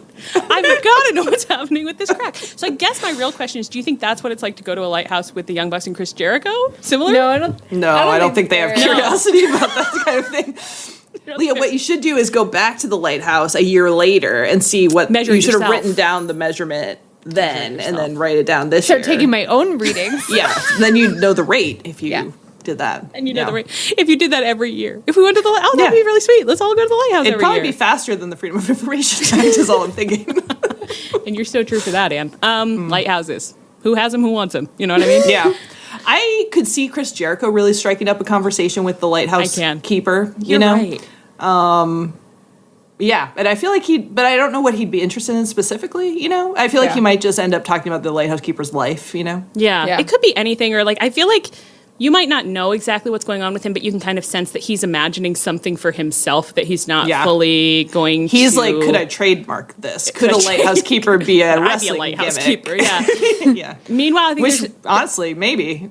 there's a put a little sweater on and one of those caps, you know? Like, I could see Chris Jericho, the lighthouse keeper. I'd absolutely love to see it. I'd love to see Chris Jericho in a nightgown and a stocking cap. Like, oh my God, yes. Carrying a candle. Allie, yes. Ebenezer Scrooge style, yes.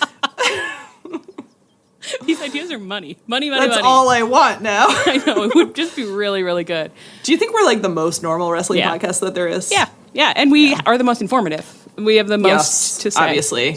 we have the most to say. I do think all the time about how a friend Chris Gannon once said, he was like, people do stereotype your pod. They think that you're always just like, if Hangman doesn't win the belt, I quit. But you're actually like, if Orange Cassidy were to slice ham, I don't think he'd do a good job. It's like, yeah, that does sum us up in a nutshell. And I do desperately want to talk about how Orange Cassidy would slice ham now that you've said it. So. I know. And we never fully did on the pod, but we'll save that for a special occasion, obviously. Yeah. As our podcast becomes more and more ham-based. I mean, it's hard to imagine it being more ham-based than it currently is, but you can always go deeper. You can always go deeper. So we open with this lighthouse sketch, and they're doing exactly the thing that no one ever does for us, but the Young Bucks always do it for us. And Chris Jericho is in there too, and they're saying, we do have history. And we'll just quickly, lightly recap it. And you might be thinking, like, why would they be fighting together? But we'll just gloss it over for you because it's happening. Yeah. So we'll just make it work. Yeah. Make it work. Yeah. I was a little touchy about this because I was like, you literally broke up with Kenny over teaming with Jericho not that long ago. And I was like a little bit like, this better be good. And I will say that they didn't actually give any real emotional reason for doing it. No. But they did something even better, which is that they were just so clearly charmed with each other and having such a good time that by the middle of the pre-tape, I was like, oh, go on. Have fun. Hey, you guys. I know. And honestly, like, as you're saying about Kenny and Jericho teaming together, it is a travesty that Kenny did not show up to do another promo with Chris Jericho in his classic style, in the Winnipeg Jets classic style. Winnipeg Jets kind of like a font flavor of promo. You know? Can we get that in Winnipeg Jet? I'd love to see what it looks like in a Winnipeg Jet. When I think about Kenny, Jericho, and the Young Bucks getting surprised and forced on stage to accidentally give a promo where nobody knows what anyone's going to say, I feel so happy, especially if it's against, like, the dogs. Like, if the dogs are playing the role of Ricky and Big Bill, that makes me so happy. Why can't we have that? Wow. Imagine the little nicknames they could come up with for the dogs that would fall flat when they said them. That's all I want. But you know why? Because I don't have the kind of inventive mind it would take. I don't have the wrestler's mind. It's unimaginable. It's so, like, it's like, do we get a lot of what we want these days? Honestly, yeah, we do. But honestly, could we get more? Kind of a crazy amount. Yeah, we always. Could. Always. Yeah. Always. I do feel like we're getting a crazy amount, but it's like, that's because the show's gone from 30% us to like 50%, you know? But it's like, we've got so much more room to grow. If every segment on the show was Reaganing, just something to think about. Line go up. Line would go up so fast you wouldn't even believe it. It would hit you in the butt. It would be going up so just spank you on the ass. It would be going up so fast. And what are we talking about? Oh, so they don't really explain it, but you know what? Sometimes I will say it's like the bar's in hell for me, so it's just like, it would be better if you explained it. But as long as you acknowledge it, I just want to know we're not pretending it didn't happen. Yeah. You know? Right. And they did have such a charming vibe on the same page in the back half where they're just being like, we're carnies. We're all carnies. We love bringing up our names. We all want to trademark stuff, obviously. The fact that Nick was like, but you beat my dad's ass, and Jericho went, yeah, about that. I was gonna apologize. And then he kind of like trailed off, and I was like, obsessed. And that's in character. Perfect. And that's in character. Perfect. And it's I like was gonna apologize. You do have to. It does, character-wise, it does make sense that the Young Bucks one man. Look at the Jericho one man. Jericho one man. And it's like looking in a fucking mirror, you know? It's game recognized game. Like, Chris Jericho's like, I was going to apologize, and what's unspoken is, but you never would. And they're just like, no, definitely. We certainly would not. No, you're right. All on the same page. And they're arguing about what their team name is going to be, and eventually they decide to keep both, and they say 2 names, 1 team. And I said, stupid men alive. This whole thing with the Y2J and whatever, it was just like, wow, you are all perfect. You're just the dumbest, funniest. it's for us. The fact that they just threw them together. It's just for us. They knew we wanted it. And we really got to, because one of the names is Y2 Jackson, and, Y2 Jackson. And our friends who were over, Jenna was like, that one just seems like it's like all, I don't get that one. It's like all young bucks. And I said it in person as you guys were both at the same time saying it online. We're all just being like, Y2J is a classic Jericho gimmick, so and it's actually from a time when it made sense to have that gimmick. It was many years ago. And then it was just like, God, look at us. Look at us now. Who'd have thought it was funny, as you say that, like, all of us simultaneously being like, yeah, we have a pretty encyclopedic knowledge of Jericho gimmicks, and there are a lot of them. We actually know about that one. And it was from 26 years ago. Don't worry about that. Don't worry about that. God, it was fun. Remember back in the day when it's like that was the only thing we had to worry about was the Y2K bug? I know. It was so anticlimactic, too. You're just watching Europe go through New Year's and you're like, oh. But anticlimactic in part because people put a lot of effort. I was just going to say that behind the actually scenes. Read a lot of podcasts, listened to a lot of podcasts about the amount of work that people put into it to make your life I'm so sorry. I mean, it was very climactic. I was so excited because I knew people had put in the hard work and I was freaking out. A crisis was impending, and for once humanity came together and they got there into the code databanks and they fixed it in. They dealt with it. And actually, humanity does that all the time, and we never celebrate it. The news never reports on it. It's like, we saved the whales. Does anyone ever put out a news story to be like, hey guys, actually the humpback whales have come back. It's the biggest conservation story success. Well, you know why they don't. We knew they were dying, and we put some effort into it, and now they're doing great. You know why they don't do that? And I'll turn on my own community, like my community loves to do. They don't do that because if you come out with a story saying we've saved the whales, all that happens in our world is that someone says, well, why didn't you save the condors? And it's like, totally, we definitely have to save the condors. I actually don't know if they're endangered. I think they are, some of them. But we can celebrate the whales too. That's a new sentence. Right, yeah. I know, it's like, obviously we could always be doing better, but doesn't it feel good to know that we did the one, so there's hope to do the next one, you know? Didn't we close the hole in the ozone layer too? Yeah, the ozone layer also got fixed. Like, literally, in the 80s, the air quality was so bad that my parents didn't want to move to Louisville. We lived in a small town. Yeah. Because the air quality was so bad in, like, 1989 in Louisville, and now that sounds crazy. It's like, no, Louisville's not even a big city. Yeah. And the air quality's fine. You don't see, but you could see the smog, hovering over it. They don't have Peace Supers anymore. Yeah. So true. So, anyways, this has been a classic. Classic little tunnel talk. And here's another thing I've been thinking about. Actually, Y2K was a human success story. That's about the strength and the triumph of humanity, which is never celebrated. So go out and hug your friends. I'm just begging you. Jot it down in your notebook. Write down human successes. Did you know that the rates of starvation in the world right now are like 1/10 of what they were 50 years ago? Think about that. Think about it for a change. Maybe you'll calm down.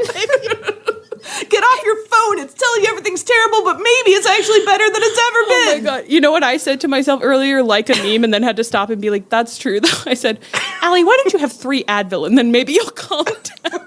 And it was like, yeah, because you really need 3 Advil, Eva. Because you really do need 3 Advil. And you know what? I did calm down. So take some Advil too if you need it, but don't take it if you don't need it because you don't want to. Sometimes it's like you just have a headache, you know. Have a headache, you know. It's not about the condors.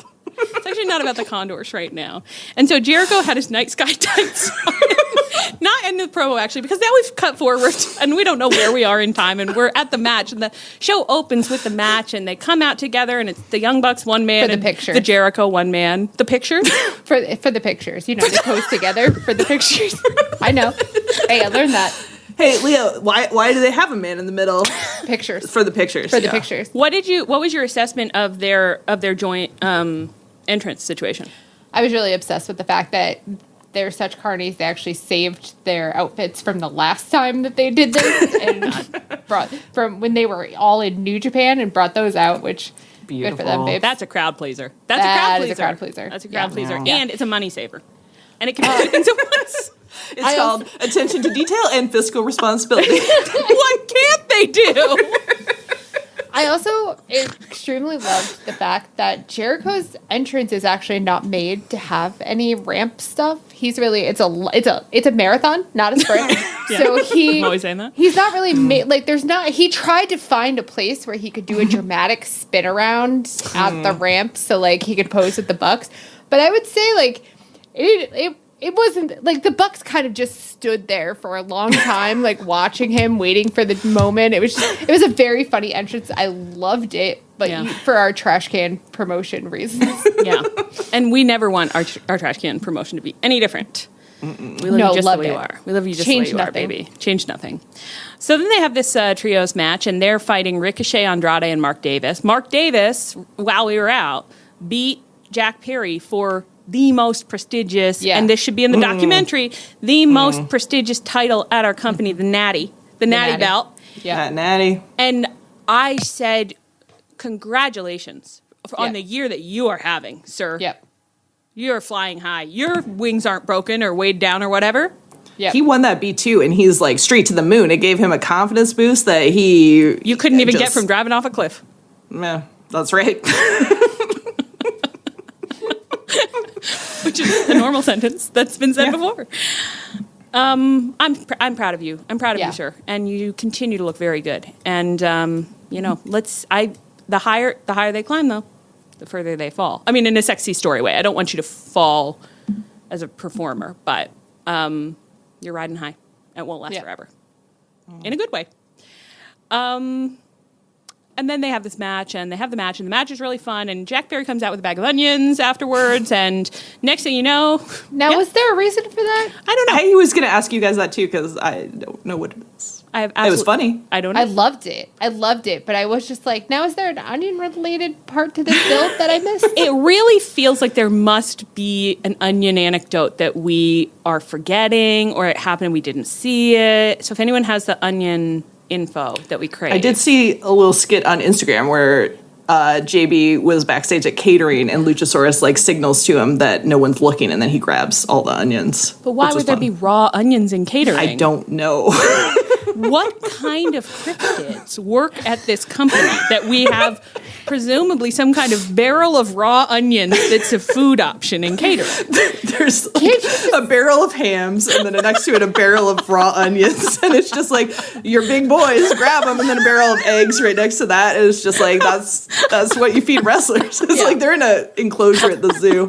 But can't you just see like one wrestler is just like, yeah, I was listening to this podcast, and it turns out that like eating a raw onion every day really torques your biceps. And they're like, everyone's like, oh, really? And I'm making words up. I don't know what the fuck I'm talking about. I don't know, dude. You're listening. You're in the manosphere kind of. Like, you're knowing manosphere things recently, so it could be the real term. Not in a bad way. Like, you've infiltrated. You know what's funny is this week, like, I'd never heard the podcast Call Her Daddy before. Like, I know it's like the top women's podcast or whatever, but I just read Jeanette McCurdy's new novel, and she had been on Call Her Daddy, so I, like, went to listen to that interview, and I was, like, scrolling through the episode titles, and I was like, okay, so the top podcast for women is, like, all these interviews with other women, and they're all, like, how I left an abusive relationship, like, how I learned to believe in myself, like, how I overcame, bad relationships and all this stuff. Yeah. And I was like, and all the man podcasts are like how mouth tape will like get your biceps bigger or whatever. And I was just like, all right, that feels right, actually. So, because it was a really great interview. It was like super like deep therapy type stuff. It was like, so you learn from your mother this. I was like, I loved it. It was really good. I was kind of shocked, but I was just like, this is a stark contrast to like what else is going on over here. There's a lesson there to be learned, but I don't really want to learn it right now, because it's a bit of a dark one. And it's, even though we've progressed in many ways and we did manage to solve Y2K, there's a lot of problems that have only gotten worse and weirder as the years have gone by. It's true. Although we should look back on, say how women were treated in the media in Y2K and say we've made a lot of progress, and that feels hopeful and we can keep making more progress because we're not there yet. We're not there. We're not there. We're bebopping around the board, we're doing all kinds of stuff, but we're not there. So that's a good digression as well, I think. So he had a bag of onions when he came out. You're welcome for that, yeah. I loved it. And please, from my heart to yours, I loved it. And Jack Perry had a bag of onions. And For feminism. Suddenly, every man you can imagine, except for Kenny Omega, was out there just getting their onions in and giving us what AEW.com called a perfect preview of Sunday's Spring Stampede. Are we calling it that? The Spring Stampede? I don't think they said that on the show, did they? But they could have. Could have said anything on the show. I mean, for sure. You want to hear a bit that we were doing in the living room through the whole show, and I can't stop thinking about it now. And because you mentioned zoos and the barrels that they're eating out of. Sure. Somebody said something at one point, and General Alice said like, "Oh, that looked rough," and I said, "They're just playing. They're actually just playing. They're just playing for us." And then we just kept saying that the rest of the night, like, they're just playing in there, and the ring is their zoo. They're just playing. It's like when you're watching puppies like growl at each other and roll around, and so they're just playing. I can't stop thinking it to myself. Oh, they're just playing. Anyway, at the zoo, and then they finish playing, and they're so sleepy and tired, and they go back to catering. They eat a ham and an onion and an egg, and then they fall asleep on the floor. It's kind of a nap space too. There was a promo, I think on Collision, that Chai Mothboy clip, but Claudio just like, he turns to the camera, he's looking really tough and really serious, and he said, "Brody King, you always bring the bark." And I was just like, wrestling's the dumbest thing on earth. I don't know why it struck me so hard. It was just so silly. God. Oh my God. And to be an hour and 44 minutes in, and we're just like, can't get to the end. And we actually do have to move on. So they're going to do that. Don't worry about that. Tony didn't give that much time to the women, so that's actually perfect because we won't be giving them much time either, but I don't think that's our fault. No. So the critical updates that I have about what's going on with the women are that Willow was supposed to be in the women's Owen, but she had to drop out due to shoulder injury, which I initially thought not that it was a work, but that they might have known she had the shoulder injury and they included her in the Owen, so it would be a fun beat where she'd have to drop out and then like someone else would come in. But she did fight Red Velvet on this week's Collision, so I think that she just injured her shoulder. Red Velvet targeted her shoulder, and like it was like kind of a so plot line could there. be a work. And the commentary kept going on and on about how all the shoulder damage she took. So wouldn't it be really cool if I actually had understood what was happening and I knew like this is a bit of a work? Because I only thought of it because everyone's being like, "Where's Mercedes Moné? Why isn't she in the Owen?" And so I thought that would be a fun way to get her in unexpectedly. Yeah. Right. That's true. I don't think we do need her back so badly. Like the women's division has backslid so bad while she's out. I know, and now losing Willow is a real problem. Yeah, and especially when she was doing that amazing heel turn storyline that everyone agreed is what was happening, and now we'll never see it pay off. Okay, so that's one thing that happened, and then Anne, do you know there's going to be a 4-way AEW Women's World Championship match with Tekla, Stat, Jamie Hayter, and Sheeta? Do you know why?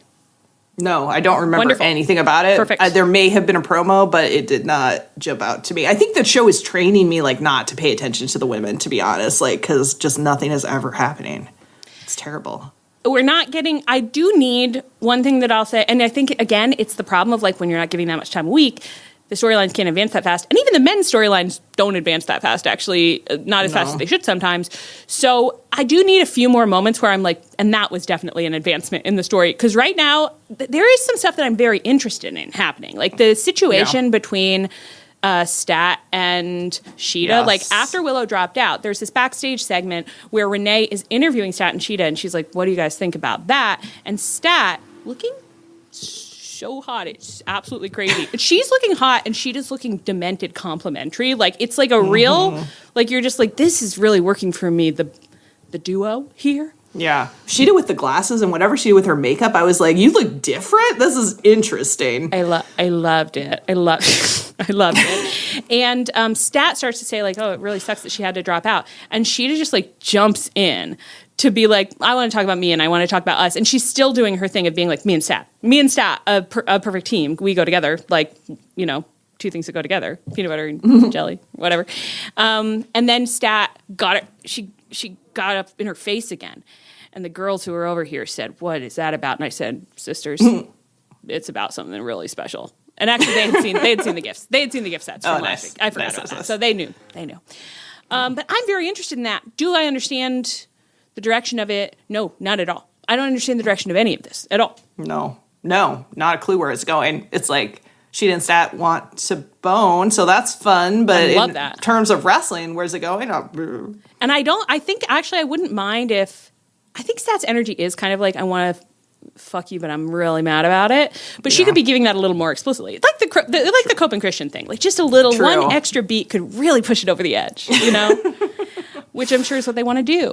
And then they had a match, and that match was good. And were they in that match? I don't know. Athena was in the match. There's a trios match.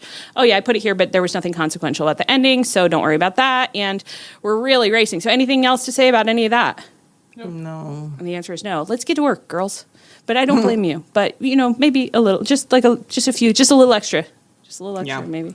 Let's take it a little higher. Take it. Please take me higher. Okay, finally. Yeah. Tony Schiavone and Prince Nana set up a big Swerve ring segment. Does anyone want to hit me with what Nana had to say to Tony Schiavone? Damaging stuff. Oh, he told him he looked like an old Substitute t-shirt. Which is the sort of thing I'm going to remember. Yeah. It's like, Nana, that's dead on. It was really right. Yeah. And so he's saying, you know, then give it up for my big friend Swerve. He actually did say something. He said something like Swerve is going to come out and really help you understand something big. Or he had some line that I couldn't stop thinking about afterwards. Like, what do you mean by that? I wish people would say that about me before I come into a room. Like, Swerve is about to really teach you something. I don't know. It was really strange. Swerve comes out and he didn't get a chance to teach us anything because he immediately got attacked by Bandido. And then two of the most beautiful, beautiful bodied men you've ever seen are just chasing each other, romping, playing. They're playing and they're loving it to every second of it. And I want to just say, did you think that, there was a moment where you could see into Swerve's pants and he was wearing like little pink undies. Loved that. So first we saw the panties, which I loved it. I said, thank you so much. And then we saw full ass, which I was like, thank you. I don't think I saw the full ass. Oh, I saw full ass. Wow. I saw moon. It's been a while since we've seen full ass, I feel like. When's the last time? When did you see full ass? I will share when we get off, but oh, thank God. Oh, my God. Somebody did some wow. maneuver. Wow. Gonna have to rewatch that whole segment. Mm-hmm. That is thrilling. Mm-hmm. Well, that is a really good, that actually is very topical because what was happening over here on the couch was that I was like, I love his little pink panties. And someone said, like, do you think he meant for those to be seen? And I was like, if I were a wrestler, I would assume everything down to every inch of my bare skin was going to be seen because we have seen full winking hole from men on the show. We have seen one singular ball on this. You know what I mean? Like singular ball. Yep, that's true. You don't often see one ball by itself, but at wrestling you can. It's like of course you have to assume that your panties are the least of your problems. They will be seen. They will be seen. It's like, of course, you try to tie everything down as tight as you can, but yeah, tape can only do so much. I mean, live TV, it's a double-edged sword. So true. And you know who? Then that'll take you back to the early 2000s because we know who learned that lesson all too well. Janet. I know, and Justin didn't get any consequences because Justin just skated through without consequences through all the 2000s. Say, let's go back. Go back in time. Let's go back. Speaking of Y2K. Oh, no, they didn't. Oh, yes, they did. Go back to talk about the early 2000s again. I think Leah sent us a picture of a butt just now. Ooh. Oh, my God. What? Wait, yeah. Okay, but those aren't pink. So did I even see pink undies? No, that's just that was the top of his panties, so that is his butt. I feel like wrestlers, their undergarments have like so many, I feel like they're wearing many layers of undergarment. I'm questioning everything now because I think maybe I don't fully understand yes, obviously that's his butt. The underwear, though, does look black. So I'm like, did I even see pink underwear? I thought that was like the band of the pink panties, but you just can't tell that. Oh, maybe. Potentially. Okay, that's potentially true. Well, I don't know. Maybe I don't know. We don't know what the truth is, but we are looking at bare butt and we love it. And we actually absolutely love it. Wow. It's a great butt. Really wonderful. Smooth skin. Looks great. All right, Pervert Patrol. Let's wrap this thing up. Let's fucking wrap this up now. Oh, Allie says, don't say what you see. Okay. No, do say, okay, you say it. Yeah, soft and smooth, soft and smooth. Anything else that you wanted to talk about that we didn't get a chance to talk about? Probably not. I don't know how we've gone so long on this I don't episode. know. It is so messed up that Anne was like, hey, do you want to swap with me? Do you want to edit this week? And I was like, sure. And then this is the episode that goes 2 hours. She was like, stop talking about the condors. 2 hours is the perfect length of a podcast. This is one exact Trish and Sarah, you know? So, no, there's nothing wrong with that. It's a perfect length of a podcast. So true. So true. Now you've got hoist Leah by her petard because she can't say Trish and Sarah go too long. And that's exactly where I wanted her to be, on her petard. And on that note, I've been Allie. I've been Anne. And I've been Leah. This is Tunnel Talk. Our theme is by Chris Corkin. You can find us on Twitter, Tumblr, Twitch, and Blue Sky at TunnelTalkPod at Gmail. No, at TunnelTalkPod. At TunnelTalkPod. Then you can find us via email, TunnelTalkPod@gmail.com. You can find us on our feed, on the Social Suplex Network feed, where you can check out all the other great podcasts on the network, and you can find us on the Social Suplex Network Discord. Please rate, review, and subscribe to us wherever you get your podcasts. Stay frosty. And my God, please, come back next week.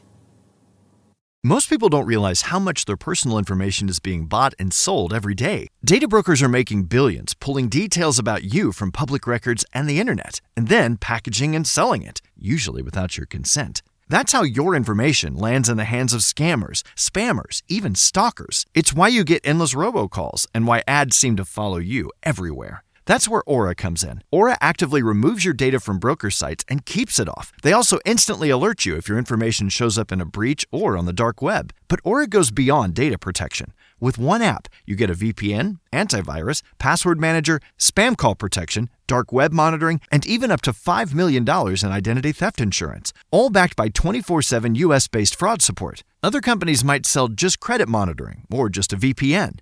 Aura gives you all of it, together, at the same price competitors charge for just one service. Start your free trial today at aura.com/remove. Protect yourself now at aura.com/remove.